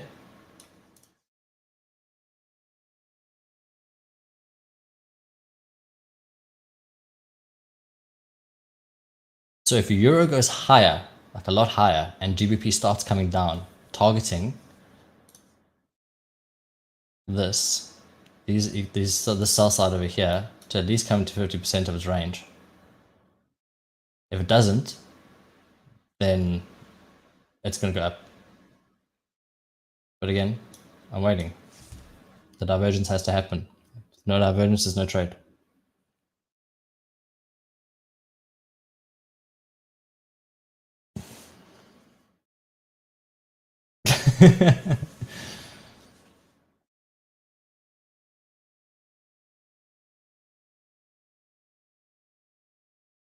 So it's taken buy side.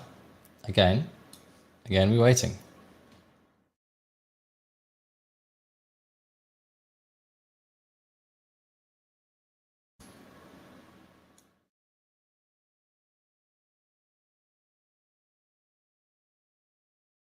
Do we see what's going on here?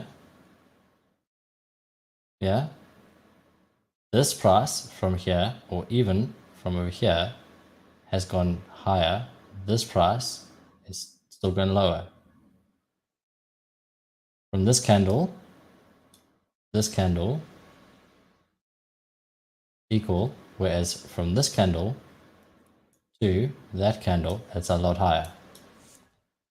So for me, in this opinion right now, is that Euro's leading.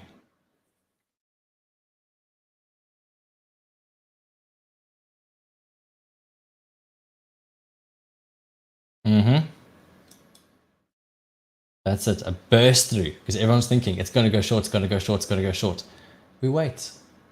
Wait and be safe. Rather wait and be safe and wait for it to do what it wants to do. You see what happened right there? It just created a massive volume, well, it's not massive, but it's a volume imbalance. Now again, you don't see the imbalance over here. We still have, again, from over here, we have, if I go to the 5 minutes, so let's look at the 5 minutes quickly. Is this 5 minutes? Yes, it's 5 minutes.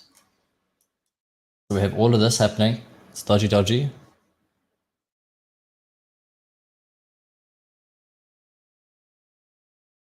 So that was that right there, that candle, that was a spike out of liquidity. Now I would not enter based on that candle. I had to wait for price to start going in the direction that I wanted to go in, and then start creating, or after a volume imbalance, and then after a divergence, and then it needs to start creating imbalances and FUGs and all that other stuff going downwards. See, all of this is supporting price going higher. If I go back over here, if that it was supported here, but if it was not maintained here, then, and here as well, it just went straight through. So let me zoom out quickly and close this. This fair value gap, this volume imbalance over here and this volume imbalance over here.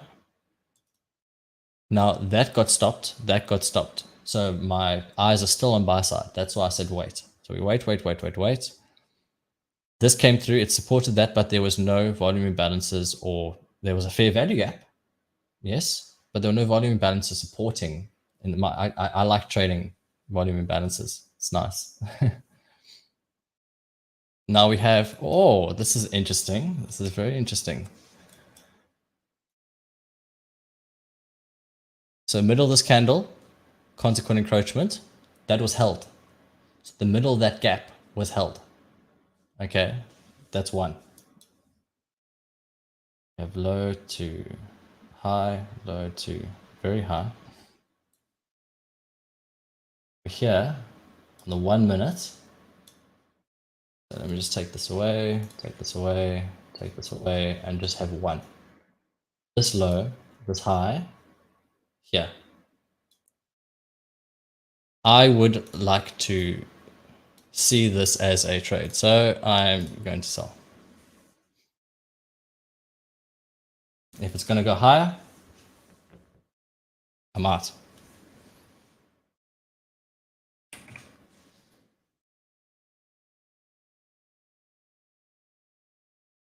Consequent encroachment is held.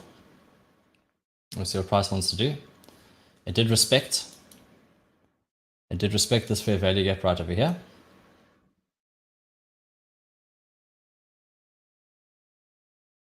And this is, let's look at the price. Accept, okay. I'm looking at 50% over here.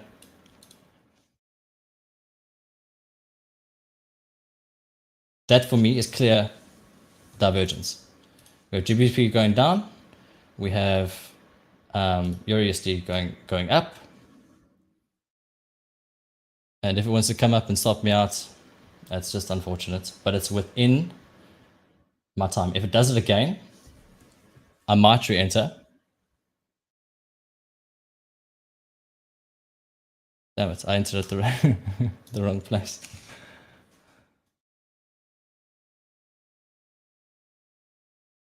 This over here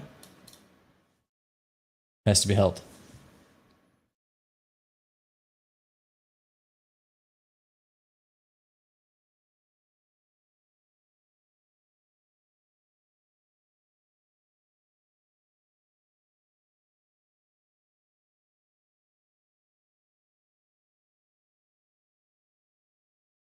Yeah, so the trade's in. Have to wait.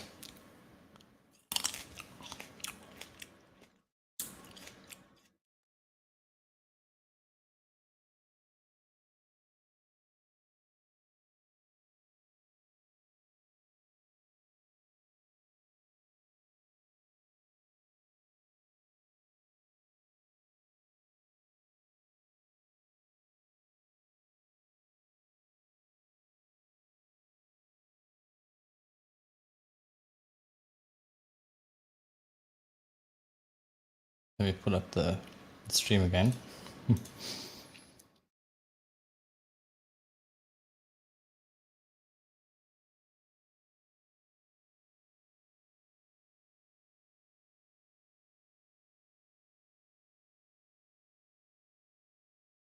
do you think I was too zoomed in? Let me go to the 15 minute. Check.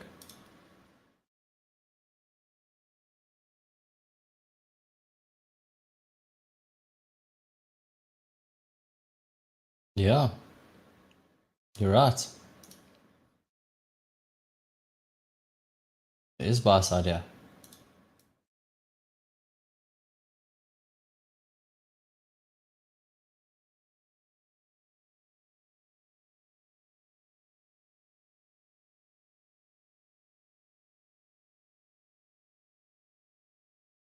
So again, that was a loss. No, because it's the same trade idea. A risk.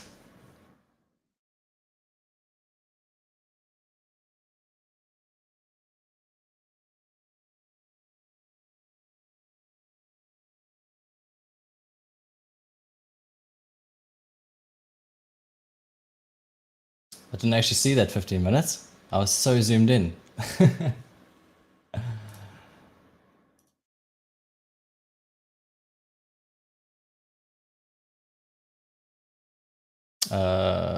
So buy side liquidity.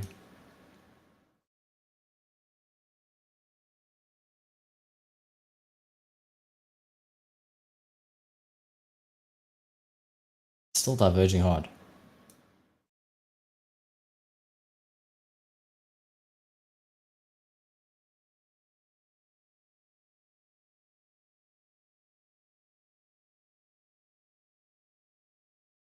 Okay.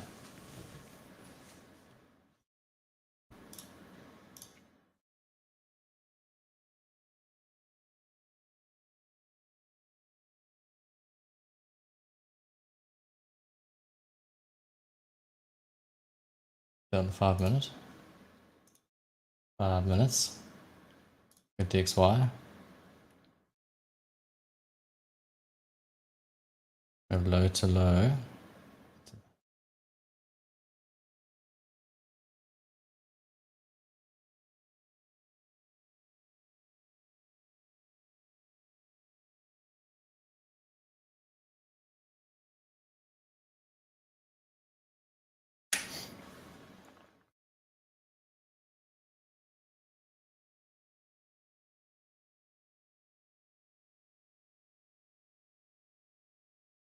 Are you talking about when I'm eating grapes? Sorry. Oh, they're holding price.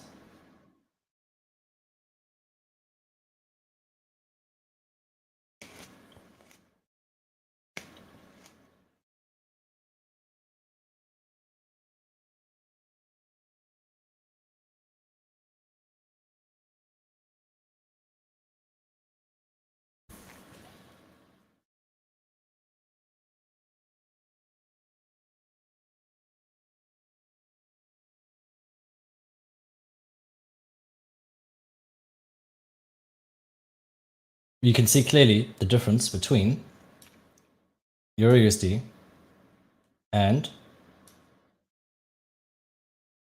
GBP. Right, yeah. That's like in a range, and this is expanded.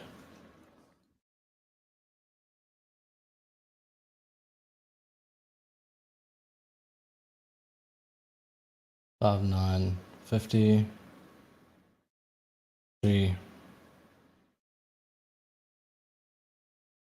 We're still in my time frame, in my time period.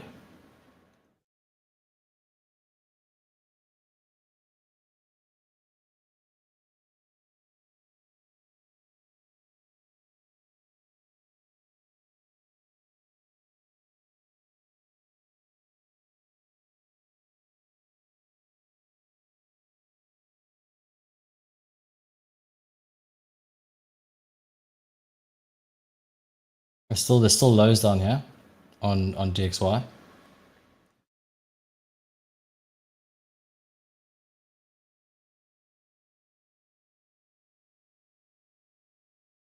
But it might burst up again.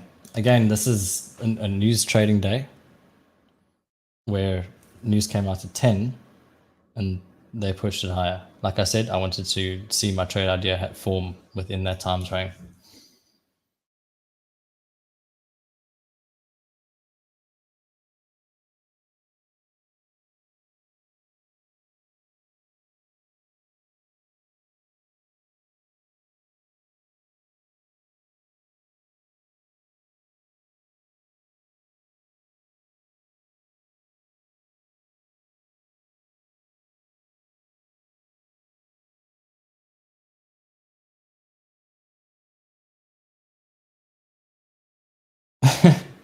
No worries, Abdul.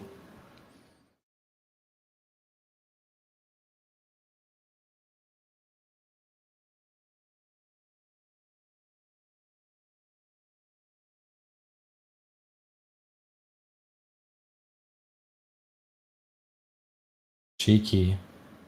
They're very cheeky today. From that high to that high and this high, it's just a little bit.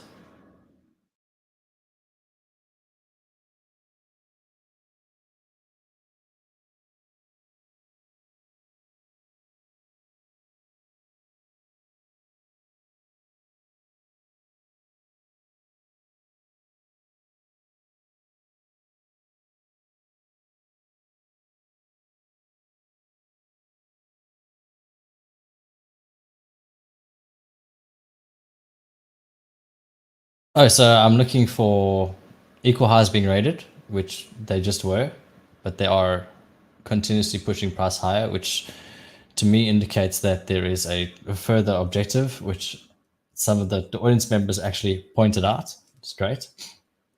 That 15-minute equal high. But what's right above that is you might have the 5980 and 6000. Let's look at US 500, see what they're doing. Yeah, they're just pumped. Remember I said before about this void? Again, if I was able to trade indices, it would be nice because then I wouldn't have this. Forex can be choppy at best.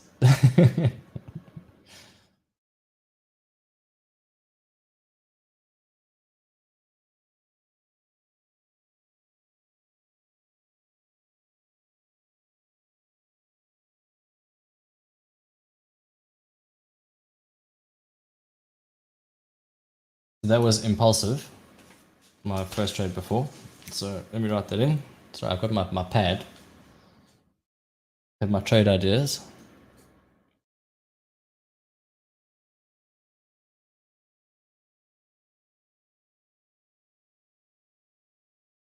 Impulsive, didn't wait.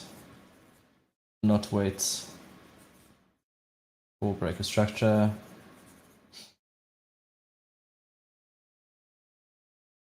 Okay.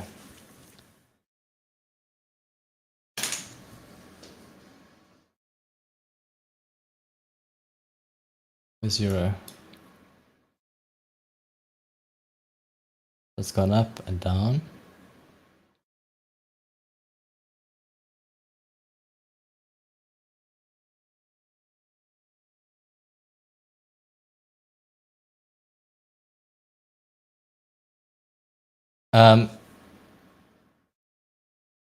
We're still waiting.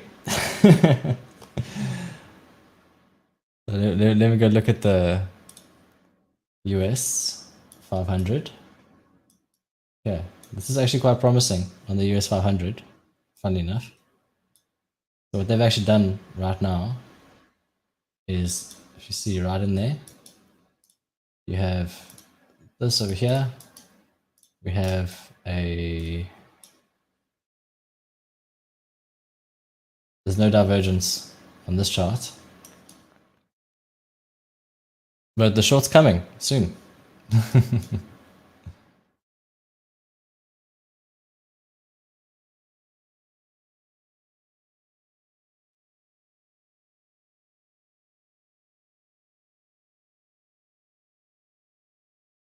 Looking for a second leg.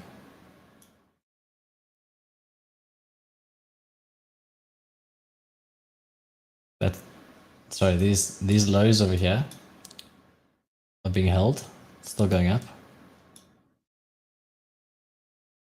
But already almost the same as we have this and this over here.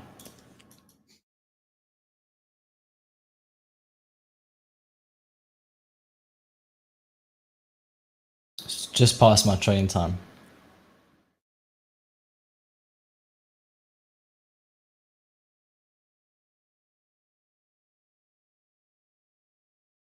So they could today drive it higher up until 11 New York time.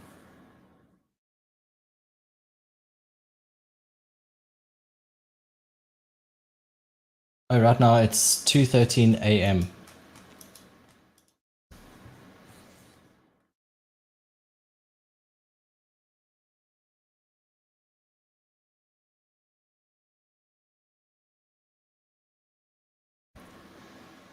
So that gets held, breaks, creates something, goes down. I'll take it.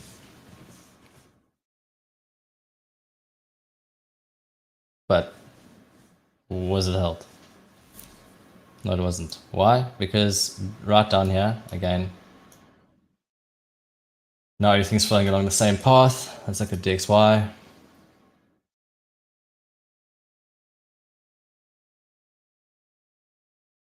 DXY on the 1 minute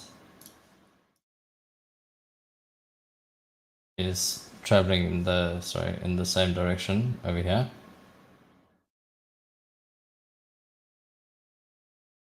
I'm waiting for dollar to show some strength.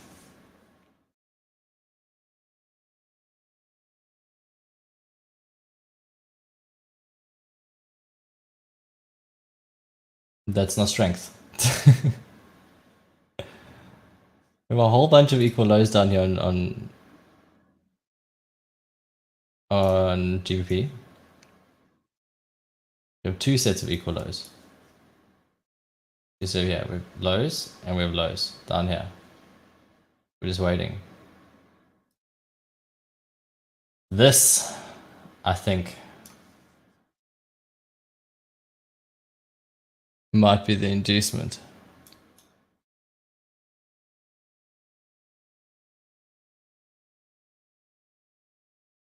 Let's just quickly look at Euro.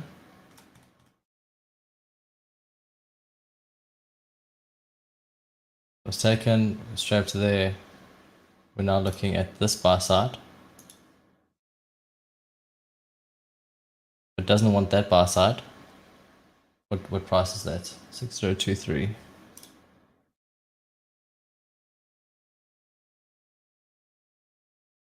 Six 023.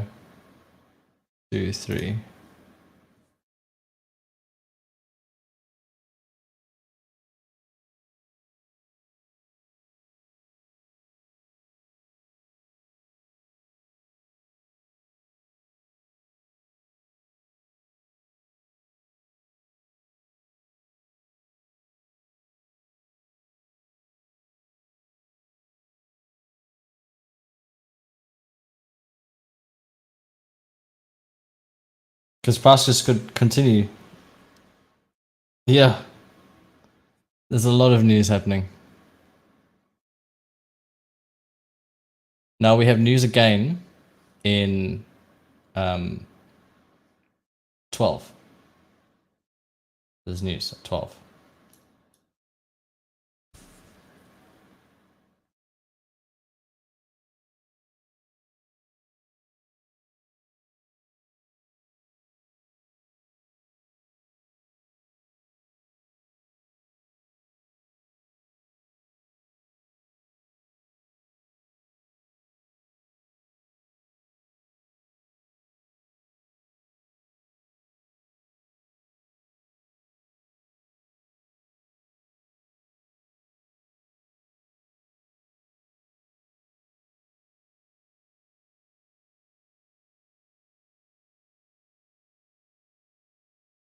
Oh, Mondays are dodgy days. Yeah, let's go look at US 500 while we wait.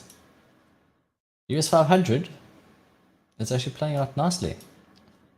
That was held. We have a whole bunch of imbalances being formed. And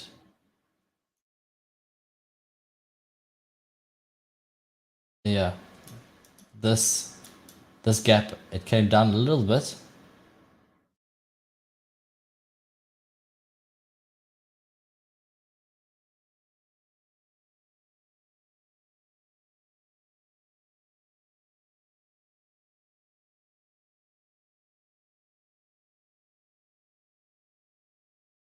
Yeah, oh, sorry, this is NAS. Let me just pull that up. This is NASDAQ.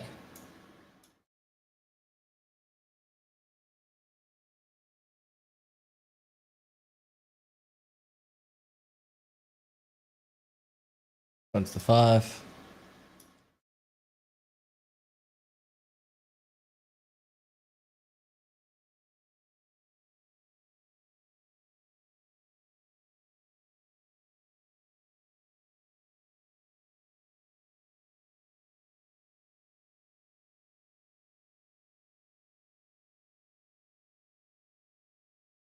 That was a continuation.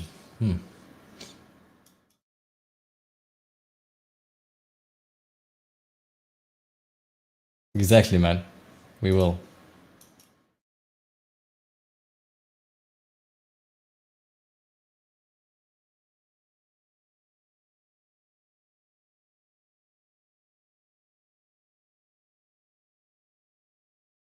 Mondays. Dodgy days.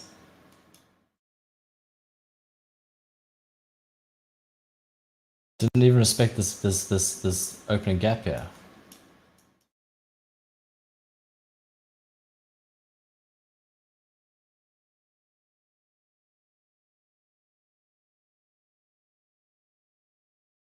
Going to the very highs. Good. Now buy side really been taken on a big level.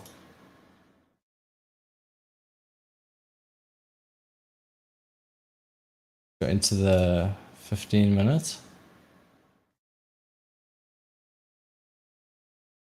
That's actually quite a big bullish move.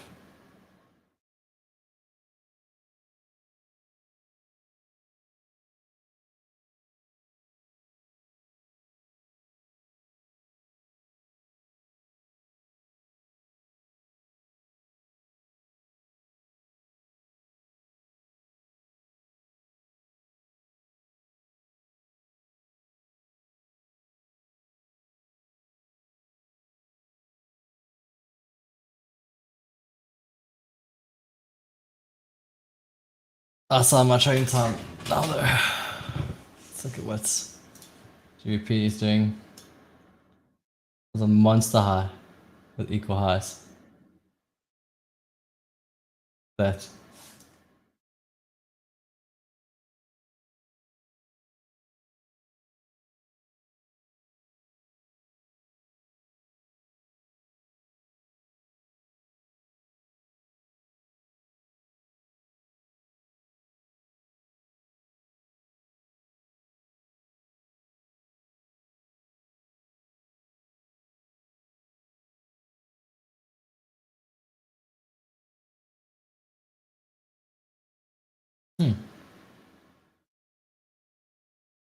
IOEFD right here. That might be interesting. That's the institutional order right there. To come down, it's gone up, done this, institutional order, come down, it's gone up. That's not institution.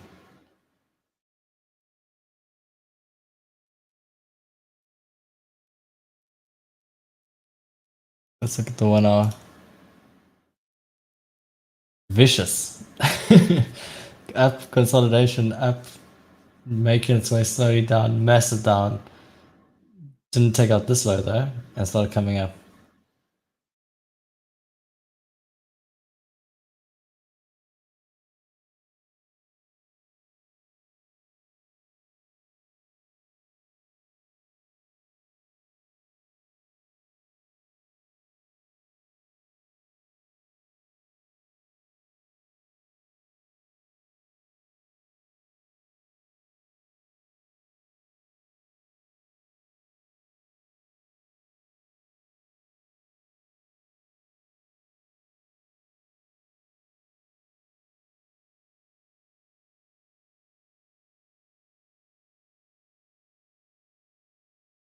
Ooh.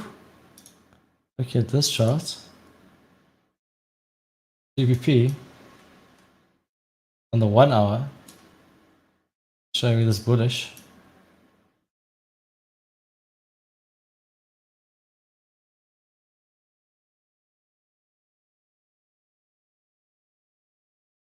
Yeah, we're getting some. That was broken one. Hold up, EURUSD. Let's go into the 1 minute quick. Have a look. We have a high, a lower high. It's lower, lower. First instance is broken over here. Let's break one.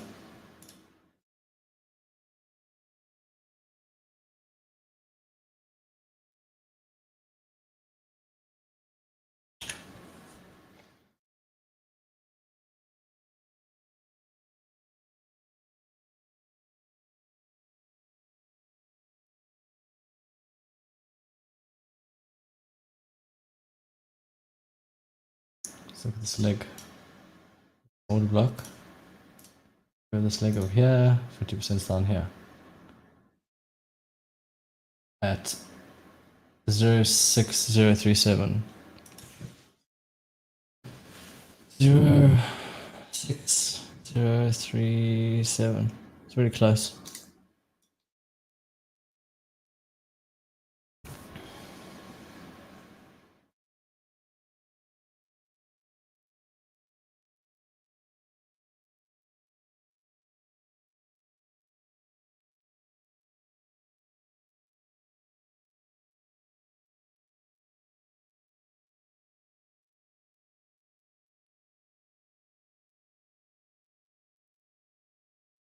There's a little fair value gap there that I was just looking at to see if it was going to go lower.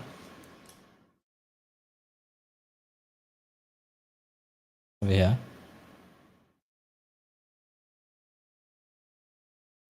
So let me just draw that out. That wasn't respected, and there's no volume in band. Or it is being respected actually.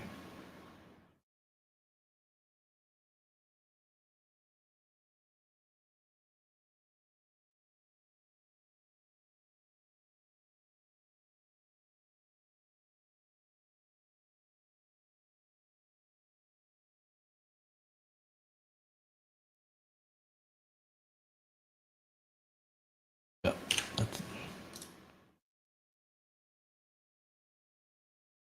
Happen. Not being respected.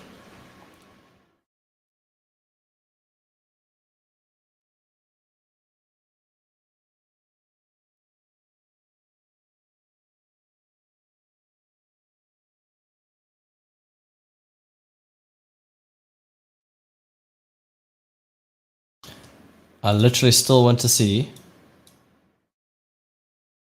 We've come up. Distribution. Up, distribution.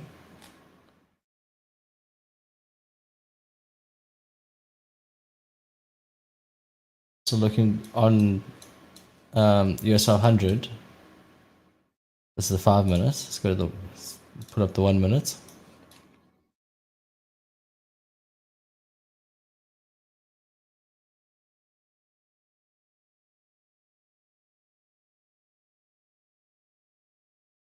your price is going away. If it stays like this, then what we're looking at is we're looking at an afternoon, possibly an afternoon sell.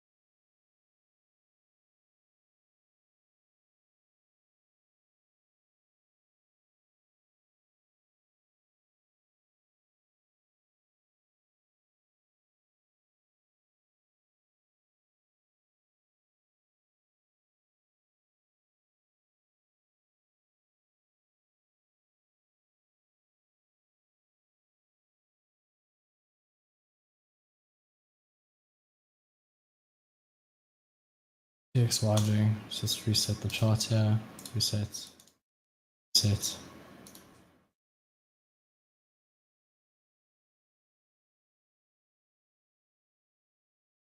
Yeah, there's no divergence happening here.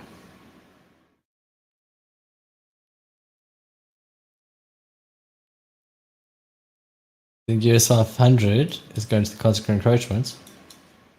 You talking about on the daily?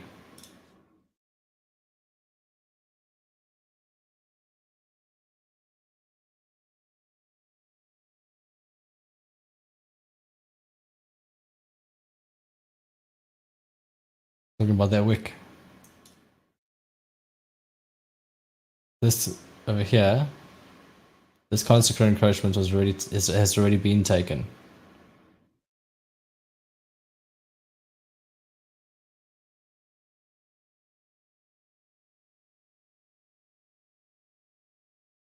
And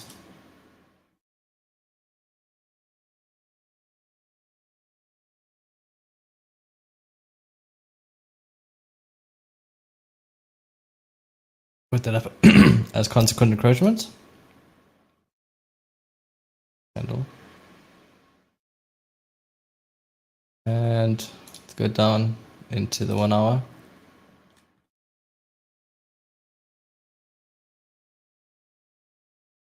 Right here. That was taken. I see. There's also a void just above that.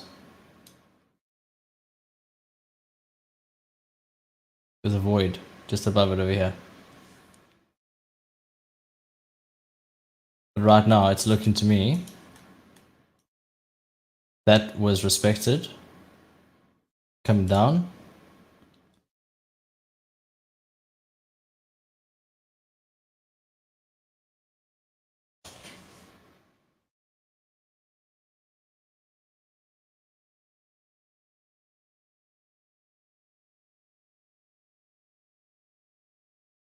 Okay.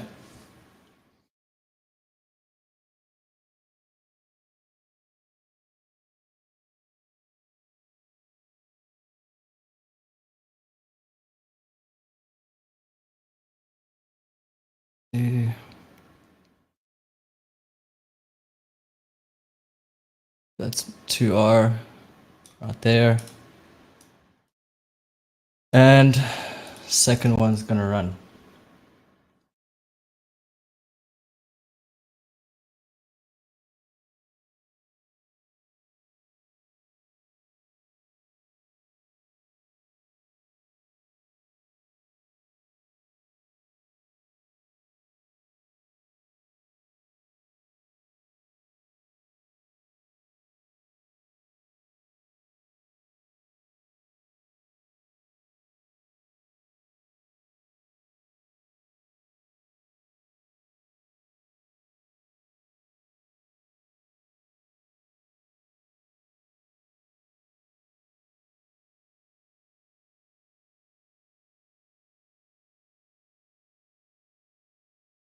Where's it gonna run to?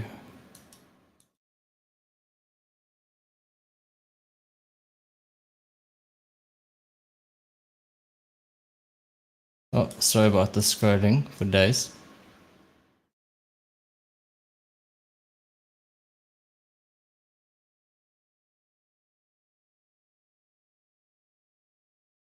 %50 of that leg.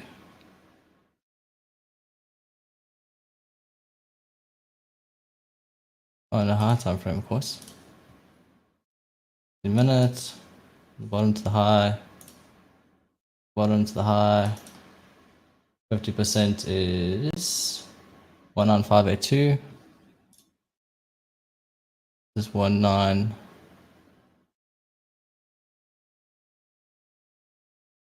No, I'll take this. I'm literally looking for it to go down into the consequent encroachment and underneath these lows here at 5502.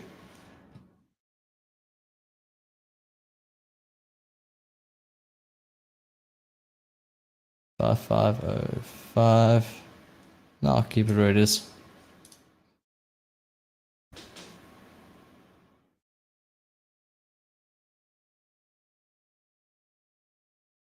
Yeah, because it's being held. That for me is confirming my euro. That's why I got in.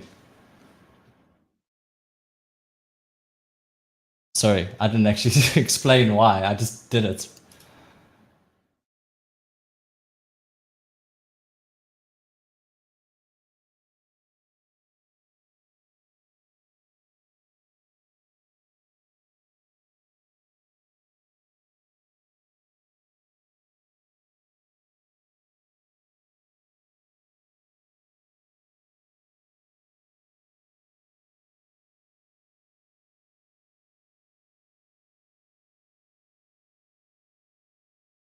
Yeah, come on, 15 minutes. Properties, common, auto scroll. Why aren't you auto scrolling? Thank you. Here we go. So first profit target is at a 2R. So if I'm looking at up here, 129 times 2 is 260. So this is almost 260.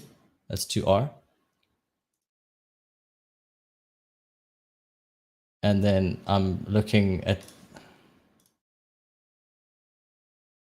down here.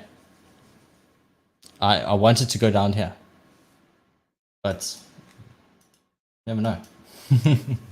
This is trading. It is the market. It's dodgy. So you get paid if I pass it, correct? What do you mean? I get paid if you pass it.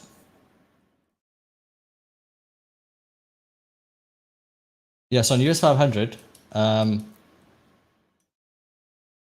we had the shift over here. Sorry, the first break over here. We had the second break over here. As soon as the second break happened, for me, that's a confirmed market structure shift from that imbalance over there, or even that fair value gap. You can't see. We had first break, which happened over here. Second break, we have imbalance here, fair value gap. We have another fair value gap just over here. So that's an FVG on the 1 minute. And it goes down. Now, there is price over here where it could potentially come and raid again and come down. You don't necessarily know. But yeah, let me just eat a grape and enjoy. I'm sorry about my loud mouth.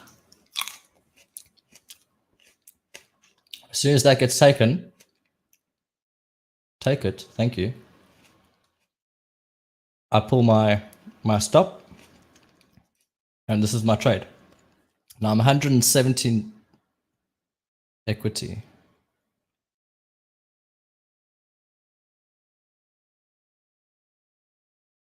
I wanted to continue. Oh, look, it's continue going down. It's continue going down. That was a massive break. That's what we like to see. Now, unfortunately, I entered this fair value gap here is like a later on trade if you're going to take it. I'm chewing right here.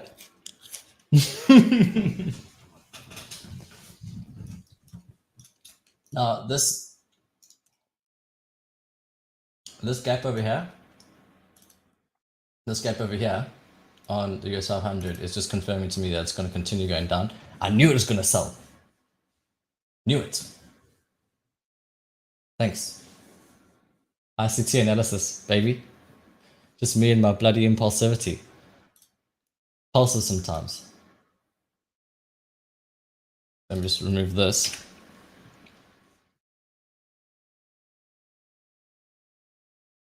I can take everything off now and be up like 1.3%, but I'm just gonna let it ride because it's showing me that it wants to go down.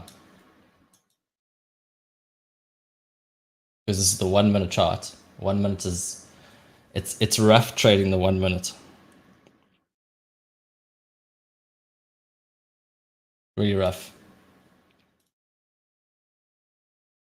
NWOG, touch. Oh, it's coming. You see? This trades, it's coming into the gap that I spoke about earlier. So we have that massive gap that needed to be filled, and it did its little thing over here, and then started pushing from a 9, 10, from 10. So my trade actually was here on US 500.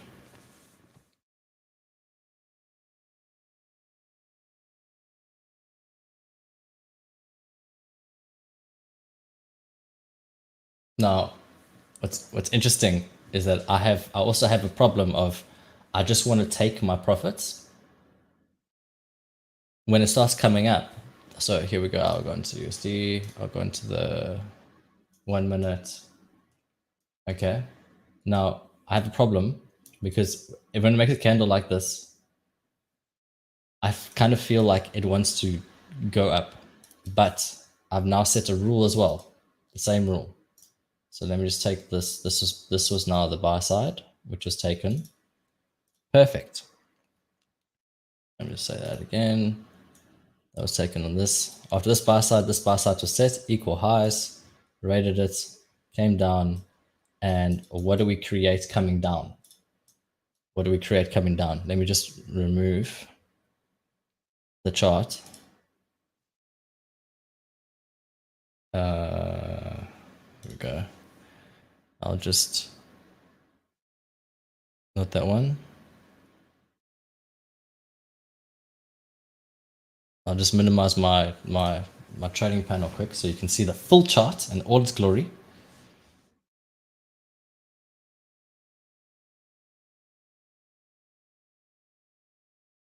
All right, so over here, I look at the 5 minute and all my analysis on the 5 minute. There's equal lows down here. Yes, it came up to take those high. We have a red kind of around our trading time.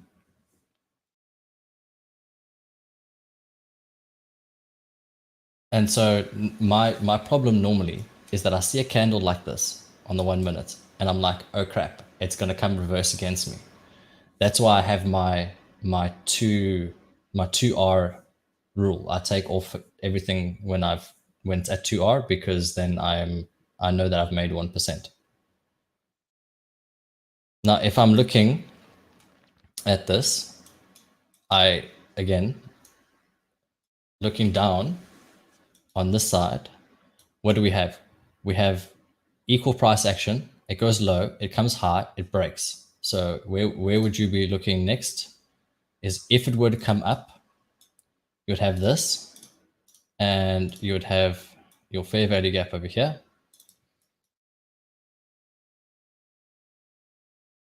FHG 1 minute. We're looking at that as a fair value gap, which was already taken.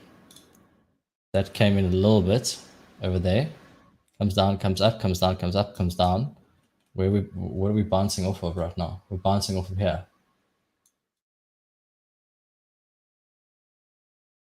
6.0 doesn't come down. It needs, in my opinion, price doesn't need to come down. But if it starts coming up, that's okay.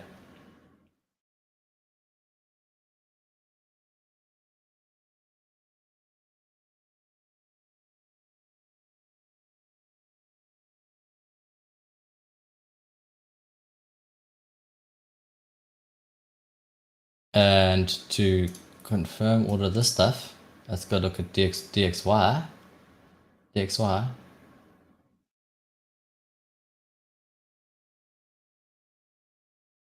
DXY didn't actually diverge on GBP. So EURUSD. Up, down, it didn't diverge here either. But that's where liquidity comes in.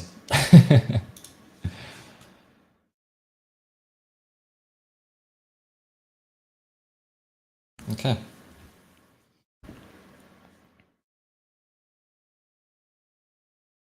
So just make sure you trade your same plan.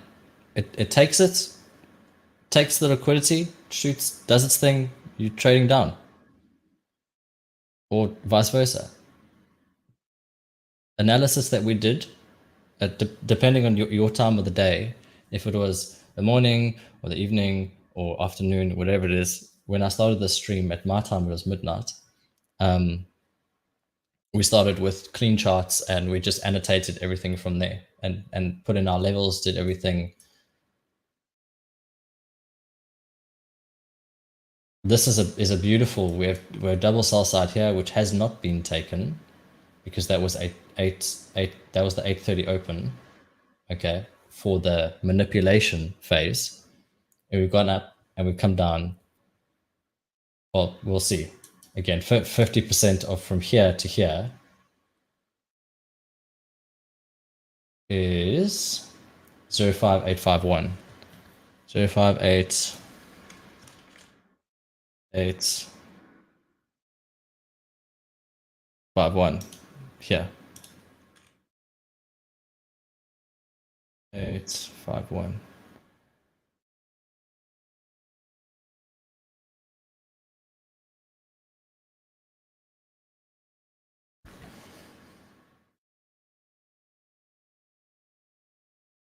Yeah. So if you are looking at order blocks, all right, I'm actually going to pull this down even further on my chart. No, order blocks, not order block. We have this imbalance that you can't see just in here. Okay, so it's on my, it's on the trading platform. Let's go look at US 500 quickly. Oh, that would have been beautiful. See, that was my trade. See why S&P or US 500 is so nice. Because my trade on here would have been just above consequent encroachment for the stop. I would have targeted the lows, possibly for the second runner to go down here. And that would have been a 7.75 R. I took all of it. But even if it was here, then you're looking at a 2.86. Excuse me.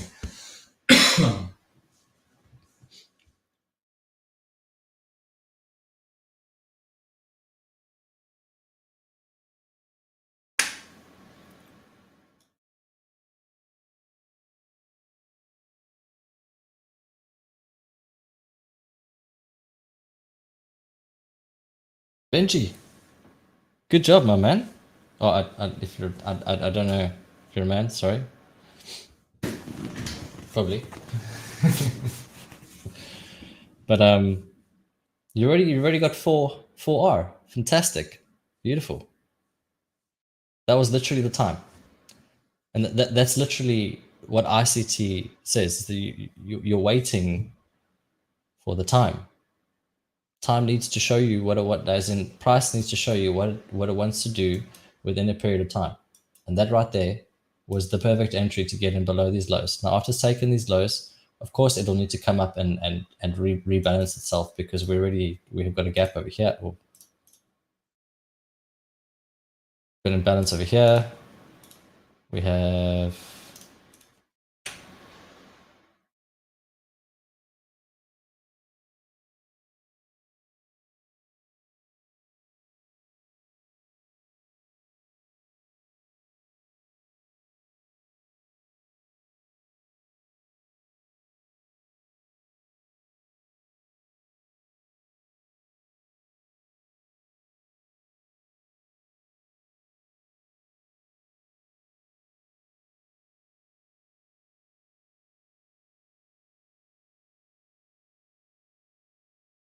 what's DXY doing?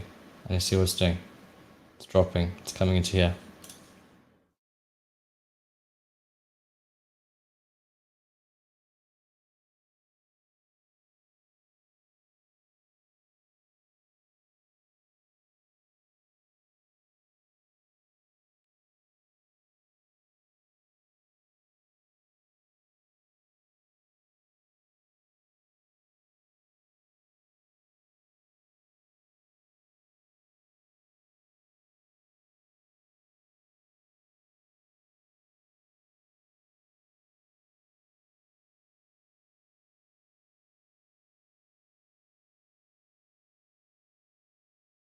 GBP doing. You're coming up to scare everyone.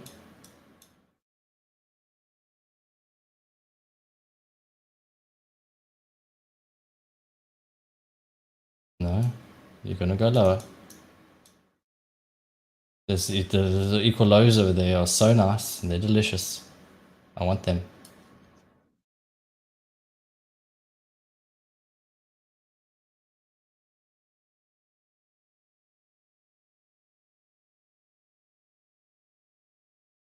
Hey man, trading's about. Have a nice little community. Obviously doing your own thing,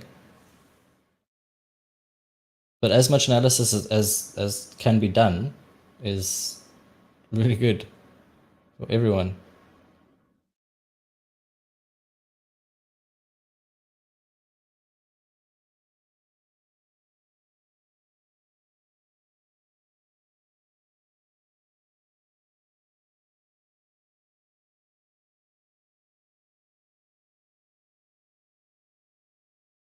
We have 1, 1, 2. My stop has to be here.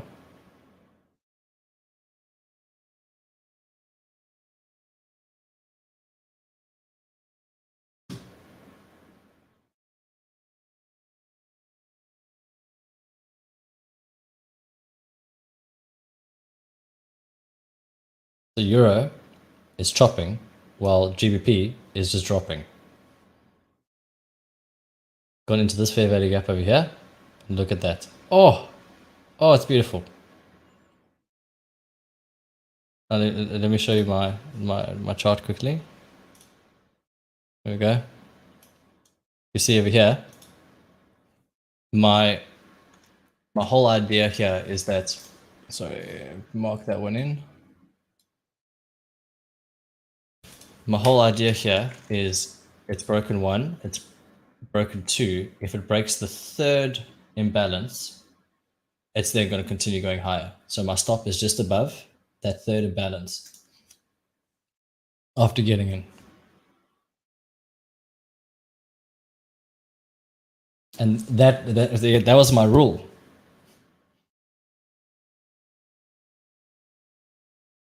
You're starting end series experiment for my brother and GF this week. Great. Level up. What are you talking about? What back office? You in your office, I'm in mine.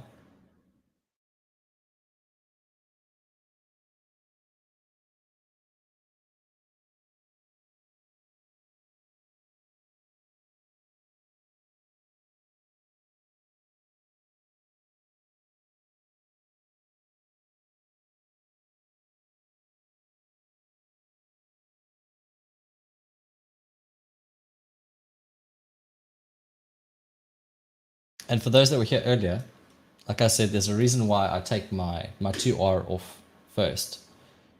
Just because you never know. Like this move right here could have just continued going to the roof. Even though there is consolidated liquidity down below that is important. And so for this Fidelcrest challenge, what I'm trying to make is 5K from this 50K, because that's 10%. Now I'm looking at the time. Let me just make this window. Yes. So now I'm looking at the time over here. And what we're looking at time-wise is it's almost 11. Now between 10:50 and 11:10, we have a beautiful lunch macro to seek liquidity. Where's liquidity? On the sell side, in my opinion.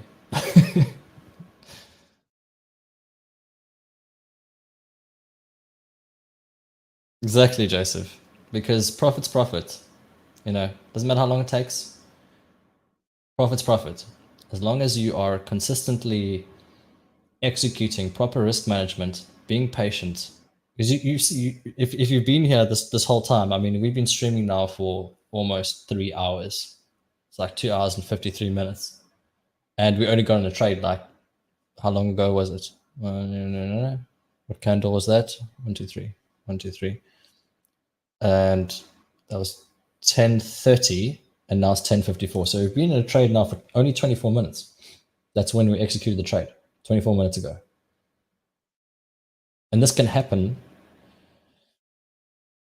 Yeah, it can happen at certain times. It can do certain things. You never know. You can get stressed. You know, you can have drawdown, but you just need to consistently analyze the market and not just jump in because you feel like it's going to do a certain thing. Look, do you see GBP over here? Let me just actually do this and put onto reset. GBP is almost at its lows. Its lows are back here in the day. That to me is belief that price in the other markets are actually going to continue coming down. If it goes up, again, we're in profit, so it's okay. And every time I come on, we trade the same way, do the same thing.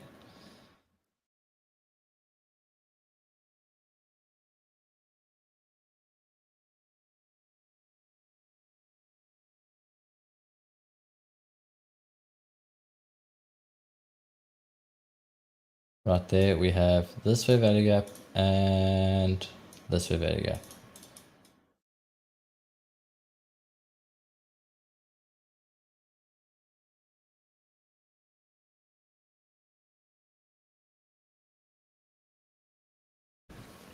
But yeah, honestly, I'm not ICT.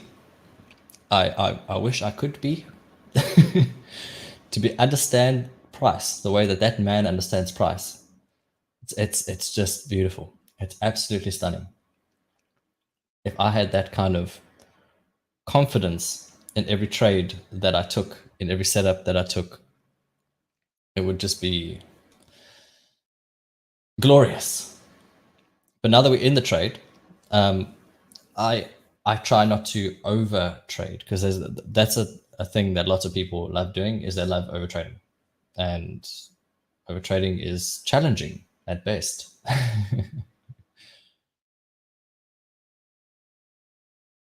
Now again, I'm taking 0.5% in my trade.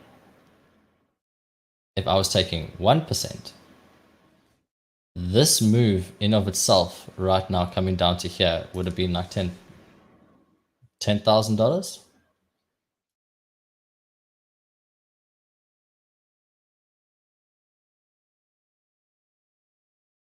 So again, we're looking at the euro dollar here.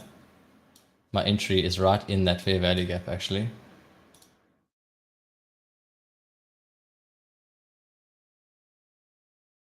And I'm looking for price to go down.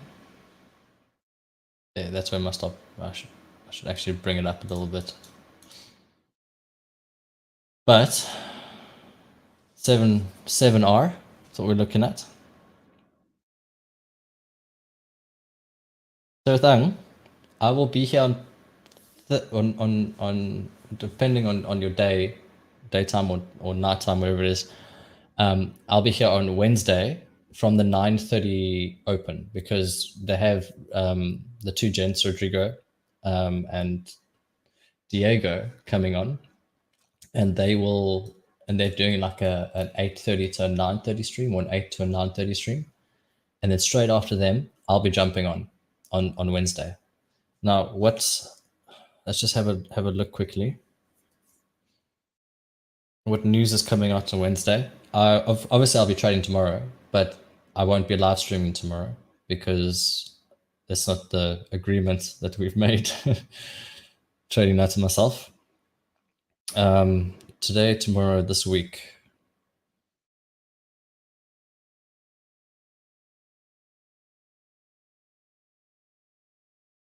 So we have what's happening tomorrow. Tomorrow's quite a big batch of news that's happening. And on Wednesday, there's another big batch of news coming out. And that's all different times. Oh, Friday's jobless claims. Whoa. When I see price doing what it's doing right now, this little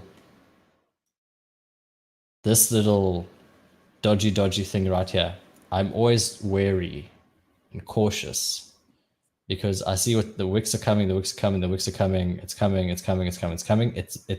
engineering again. It's engineering a whole bunch of liquidity down low. But what they like doing as well, especially in Forex, is they're like overshooting up to a point in like one very quick snap move. It's go up, bang, come down. You stops out. And you're like, what just happened? That's why my stop right now, if I have it. So we have the 1, 2, 3. What price is that? 06122.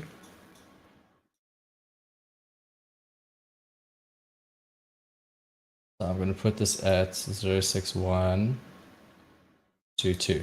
That's my stops right now. My stops here. So just above that little fair value gap. So you trade it into it. ICT likes saying that the if you see this fair value gap right over here, so I sometimes do things without annotating because it's difficult when your mind's going. But this little one over here, that little let me just remove this and zoom in.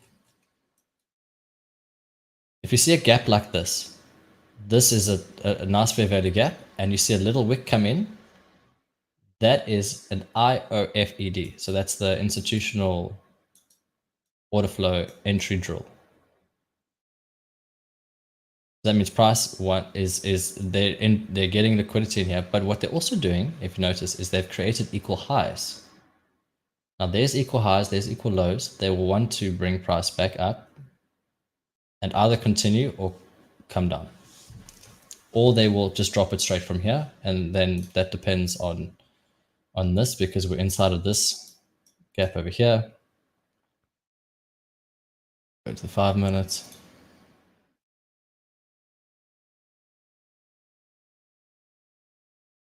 Yeah, we've had a huge drop, consolidation, huge drop, consolidation. Why? Because they were looking for that tiny fair value gap in there. Honestly, it still should, in my eyes, continue going lower, but they've taken it from this point over here. Why that point? Because there's a tiny gap in there, and that's the perfect time for the New York, the new opening day gap for Thursday to Friday. And so just come in there, you come up. Either we continue dropping down, or we come back up and test this, or we go higher. Dollar, I feel like I'm bullish dollar. I want dollar to be bullish. That's forcing my opinion onto the market.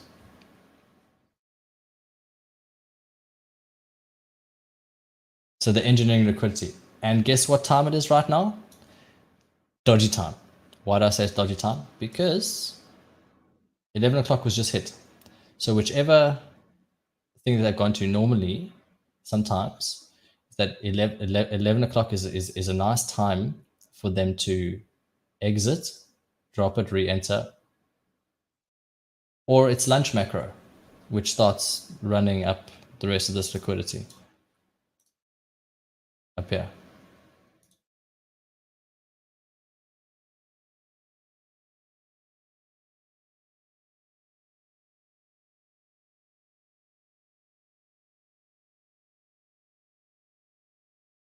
Yeah, I see those lows. I have it marked out as well over here between on the Thursday. These lows over here, it's nice. These lows are target, but because of what price right now is doing a very interesting thing. It's engineering it on both ways. It's taking it one way and taking it another way. And again, you have to let price show you what it wants to do. If I look at GBP, we have the nearest lowest hanging fruit are these lows right down here. Okay, not up here, down here. The further one is down here. If we look at EURUSD over here on this side, let me bring it up. It's taken these equal highs, it's taken these equal highs, it's taken that equal high there, that point of liquidity, banged up, and now it needs to retrace to some point.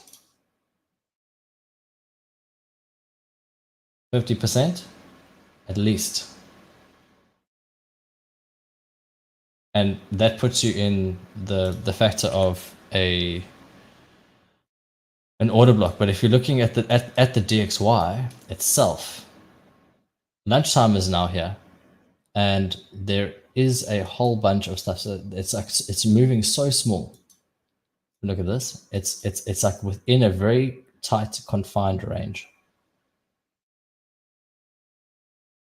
In this circumstance, because of this gap over here and this gap over here, tap that, or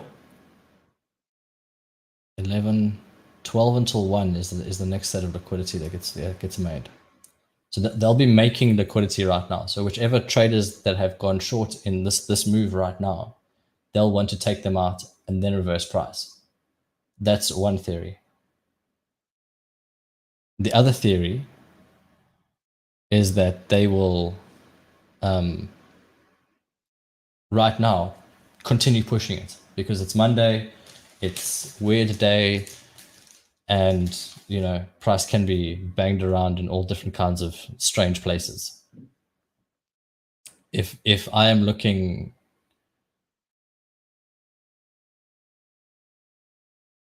at the euro US dollar and the US 500,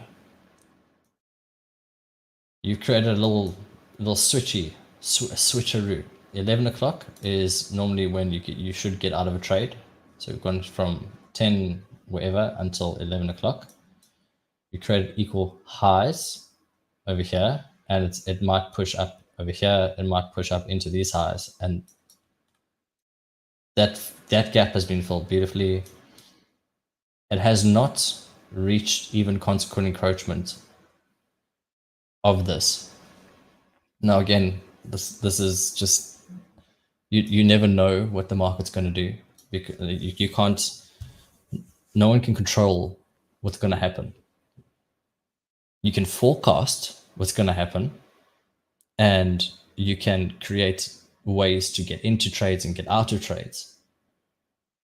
But sometimes it doesn't matter what way that you get in or get out of a trade.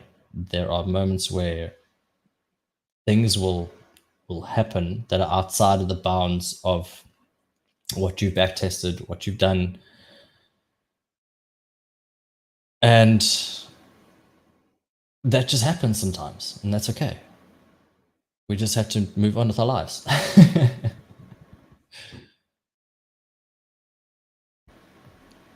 Do you only focus on those 4 pairs only? Yes. I actively on my other account, because the spread is less, I trade the US 500. On this, just because the spread is a lot less. Like right now, the spread is 2 pipettes. Really, really small. Yeah. Right now it's spread to 3, went up back down to 2. Yeah, it's 2 pipettes right now.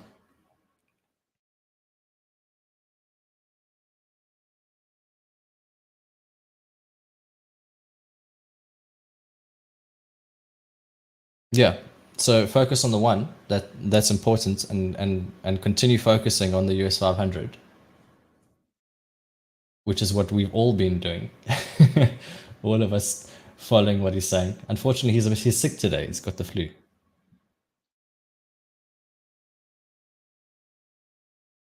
Do you use the Benji? You use the US 100 and Dow for divergences. Interesting. I use the wait, blah, blah, blah, blah, blah. Let me just make this settings title. I don't use. What is this doing here? This needs to be NAS.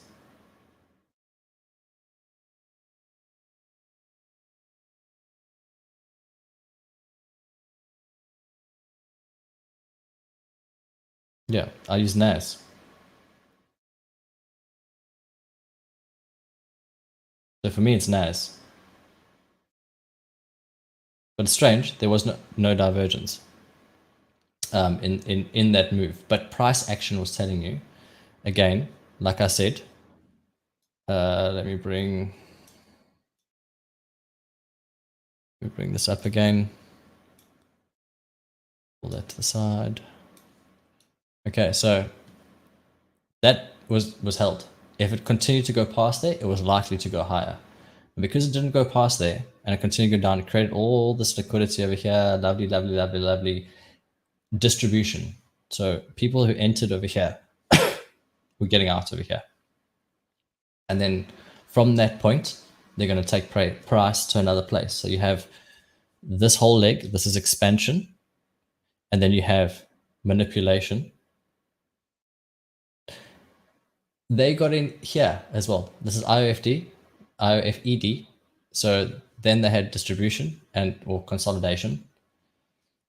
And from consolidation, price needs to do only one thing: expansion. So we have expansion now. And then it's going to, and from expansion, it can either do reversal or go back into consolidation.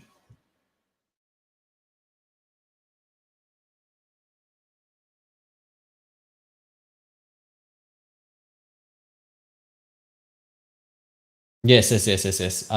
I've literally been studying everything that he's come out with in like live. I've been in the charts with him doing it, you know.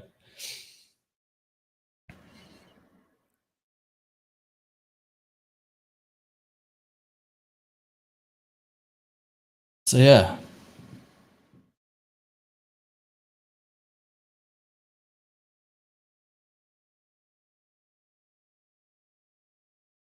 We are still in the trade and it's working. But now we're hitting a point where as soon as these stops start getting taken down here, as soon as these stops getting taken, you're going to have what I like to call the cascade effect, which means it's done that for a reason. They've built up that the liquidity underneath those lows for a purpose. And if you see on the 5 minutes, all of this liquidity over here has been built up and that equal low for a purpose. What is the purpose of this liquidity after going higher? And that leg there, that being 50% in the middle, is to push it all the way down. Possibly to here, to here. I don't know if it'll go lower than that. But I see where liquidity is and I take my trades to the liquidity. End of story.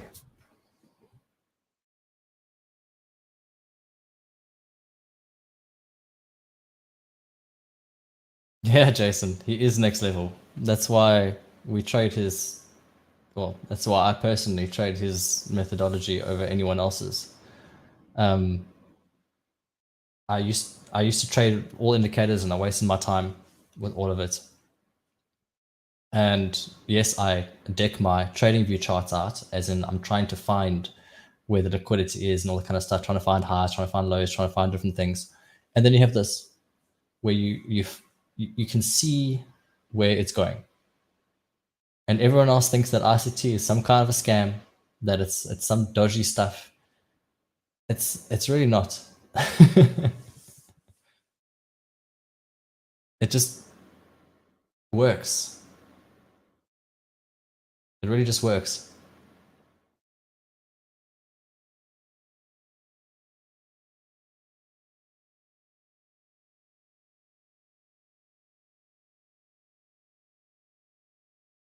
I haven't seen ICT Bible, no.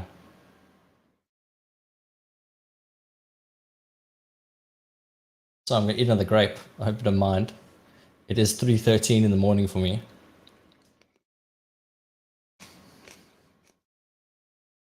And we're just waiting for price to do its thing.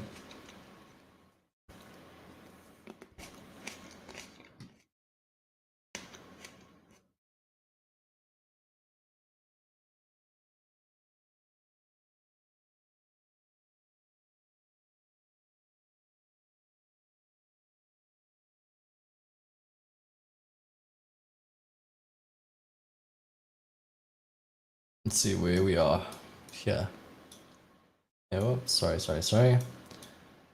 So again, my whole idea was based off basically this electronic trading hours and real and normal hours.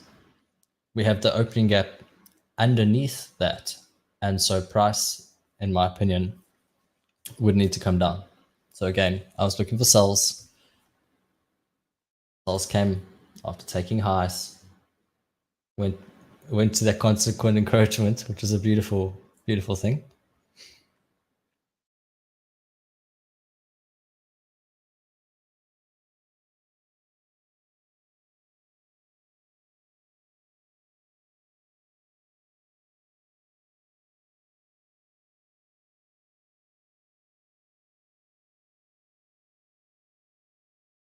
Yeah, look at that. I didn't even plan it, but if I point that way, look at that. That's beautiful. And that's me looking at my monitor. We've just created a gap. Price going down. We've just hit sell side liquidity on the US 500. So if you see right over here, the sell side liquidity that was created at 8:30, the 8:30, that's this candle right there, 8:30. And sorry, it needs to be a little bit lower. That there was just hit. You'll see interesting things happen when that liquidity gets taken. We have now come from a consolidation into an expansion, and you could, because of the time, we could possibly be seeing this is where the 15 minutes trade could come in to go down, or it could just push. Either way. Euro is just plummeting.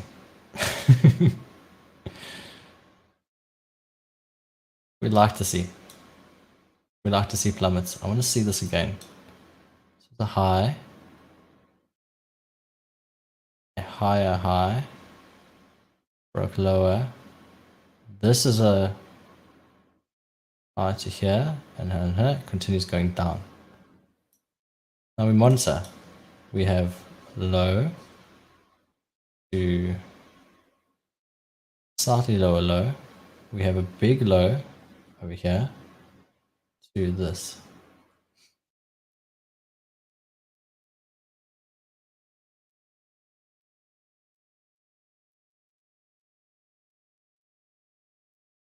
I would like to see it continue down to my objective. I'm already 1% more in profit. Goes down to my low, I'll be at 2%.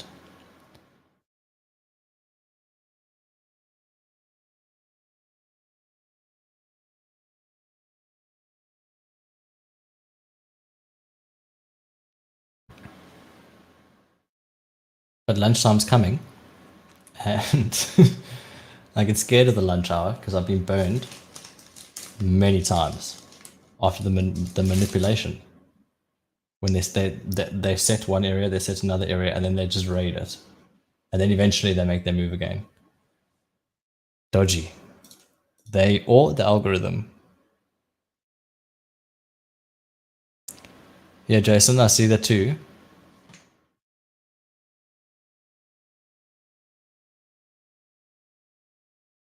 I'm going to the 50 minutes on the EURUSD, and the only fair value gap I see is at 5996 to where it's being set right now. This over here is mean of this candle. That right there, that wick came into mean threshold and then broke. So in my opinion, it's seeking the sell side down here, which if you're a keen observer, the time of that sell side was 8:30. If you look at US 500, it's already hit that 8:30 sell side.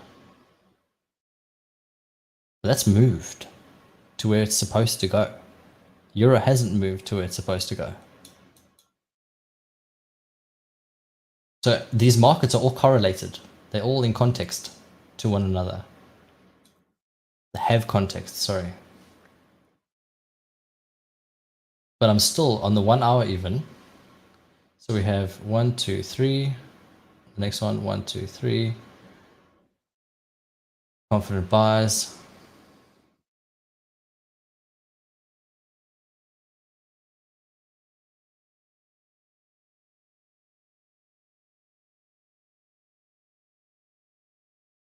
Oh crap, my phone's dying. It's dying.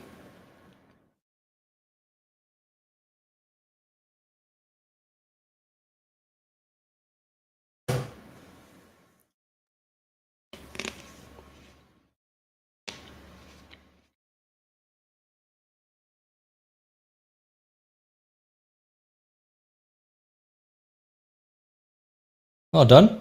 As long as you made profits, well done.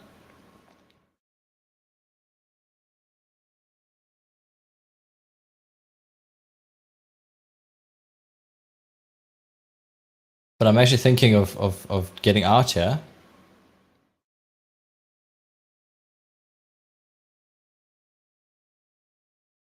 Because again, I'm on the 5 minutes. Let's go down to the 1 minute and see what price has done. Made equal lows over here. We could ultimately come up. Yeah, you know what? I'm going to take the profits for what it is. Okay, great stuff. So we made a profit today. Everyone, well done. Let's do it. Let's do it again sometime. Just a reminder for everyone.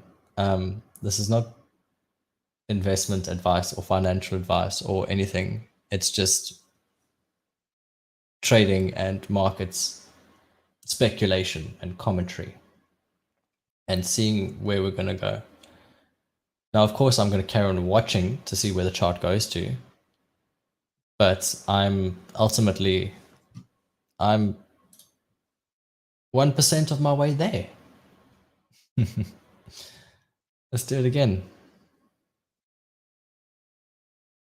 Yeah, definitely. Pay the trader. When you have profits, take them.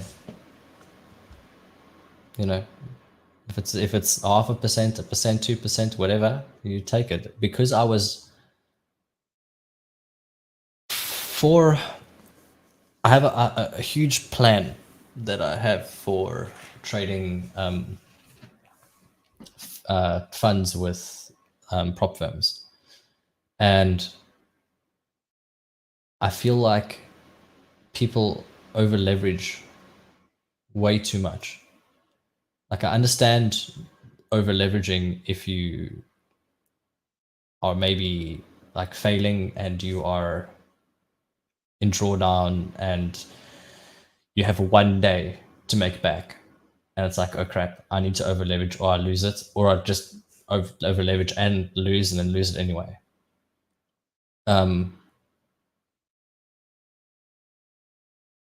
Nice, Don, well done. But keeping the leverage low. See, we got out at the right time there. Max profit. Look where it's going. Look where it's going. Thanks. So we have my whole plan behind trading funds is that I will trade small amounts, 0.5% risk, until I'm at like 3, 4, 5%. After that, with time, because with Fidelcrest, actually, I was reading on their website, you can pass the challenge in 1 day and move on to the next phase. And then that's kind of it. You can literally do a day verification in a day, get your funding on day 3. There's no minimum. There's 1 day minimum trading requirement. So if you're feeling like you can risk a huge amount and you want an account in like 5 minutes, then it's actually like looking at it is quite decent. But for me, I find that I like to trade the prop firms for funding in the way that I trade in my everyday life. Okay, because I don't want to be random. I don't want it to be like, oh, I was lucky. No, you place your trades, you are in the markets and you take responsibility for everything. You know what I mean? If you're walking down the street and you step in dog poo, you weren't looking down. You know, you have to monitor and make sure, because that's kind of like, oh, you might blame the dog for pooing there or someone not cleaning it up, but ultimately you stepped on it. So it's your thing. Your shoe's smelly now. It's a weird analogy, but hey.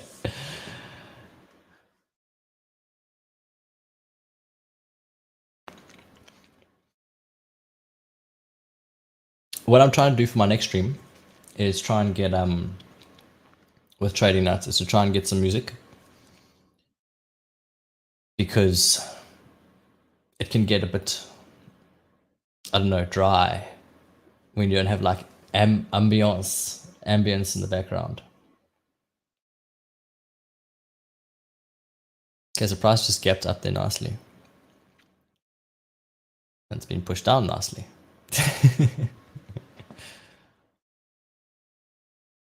Remember what I said? Ultimately, what I want to see is I want to see price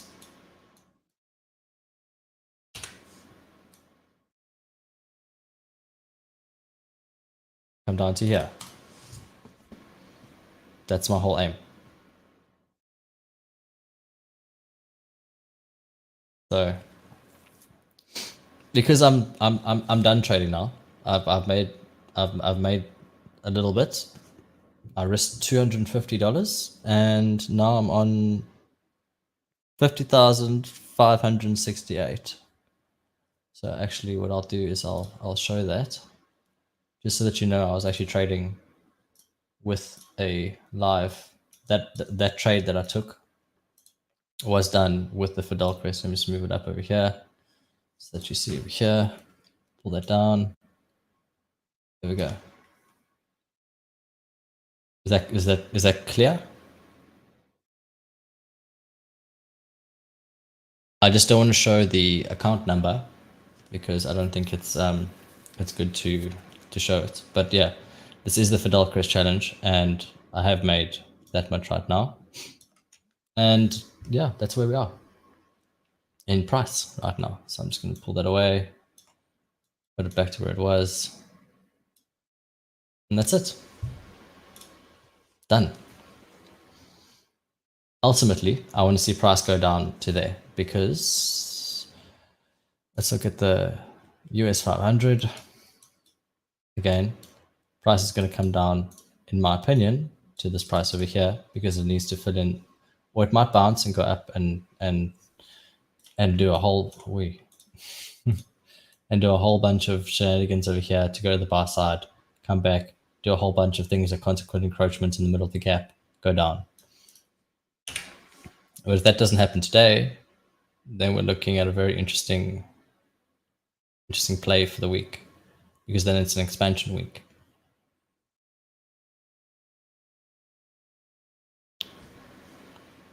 But yeah, that's going to be me. I'm going to call it for the day.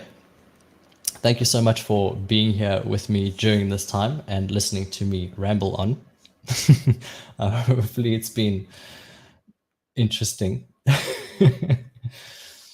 But yeah, it's a slow and steady process. I hope you all have a lovely day and good luck. Safe trading. Keep yourself safe. Market's vicious. And I'll see you next time. Cheers, everyone.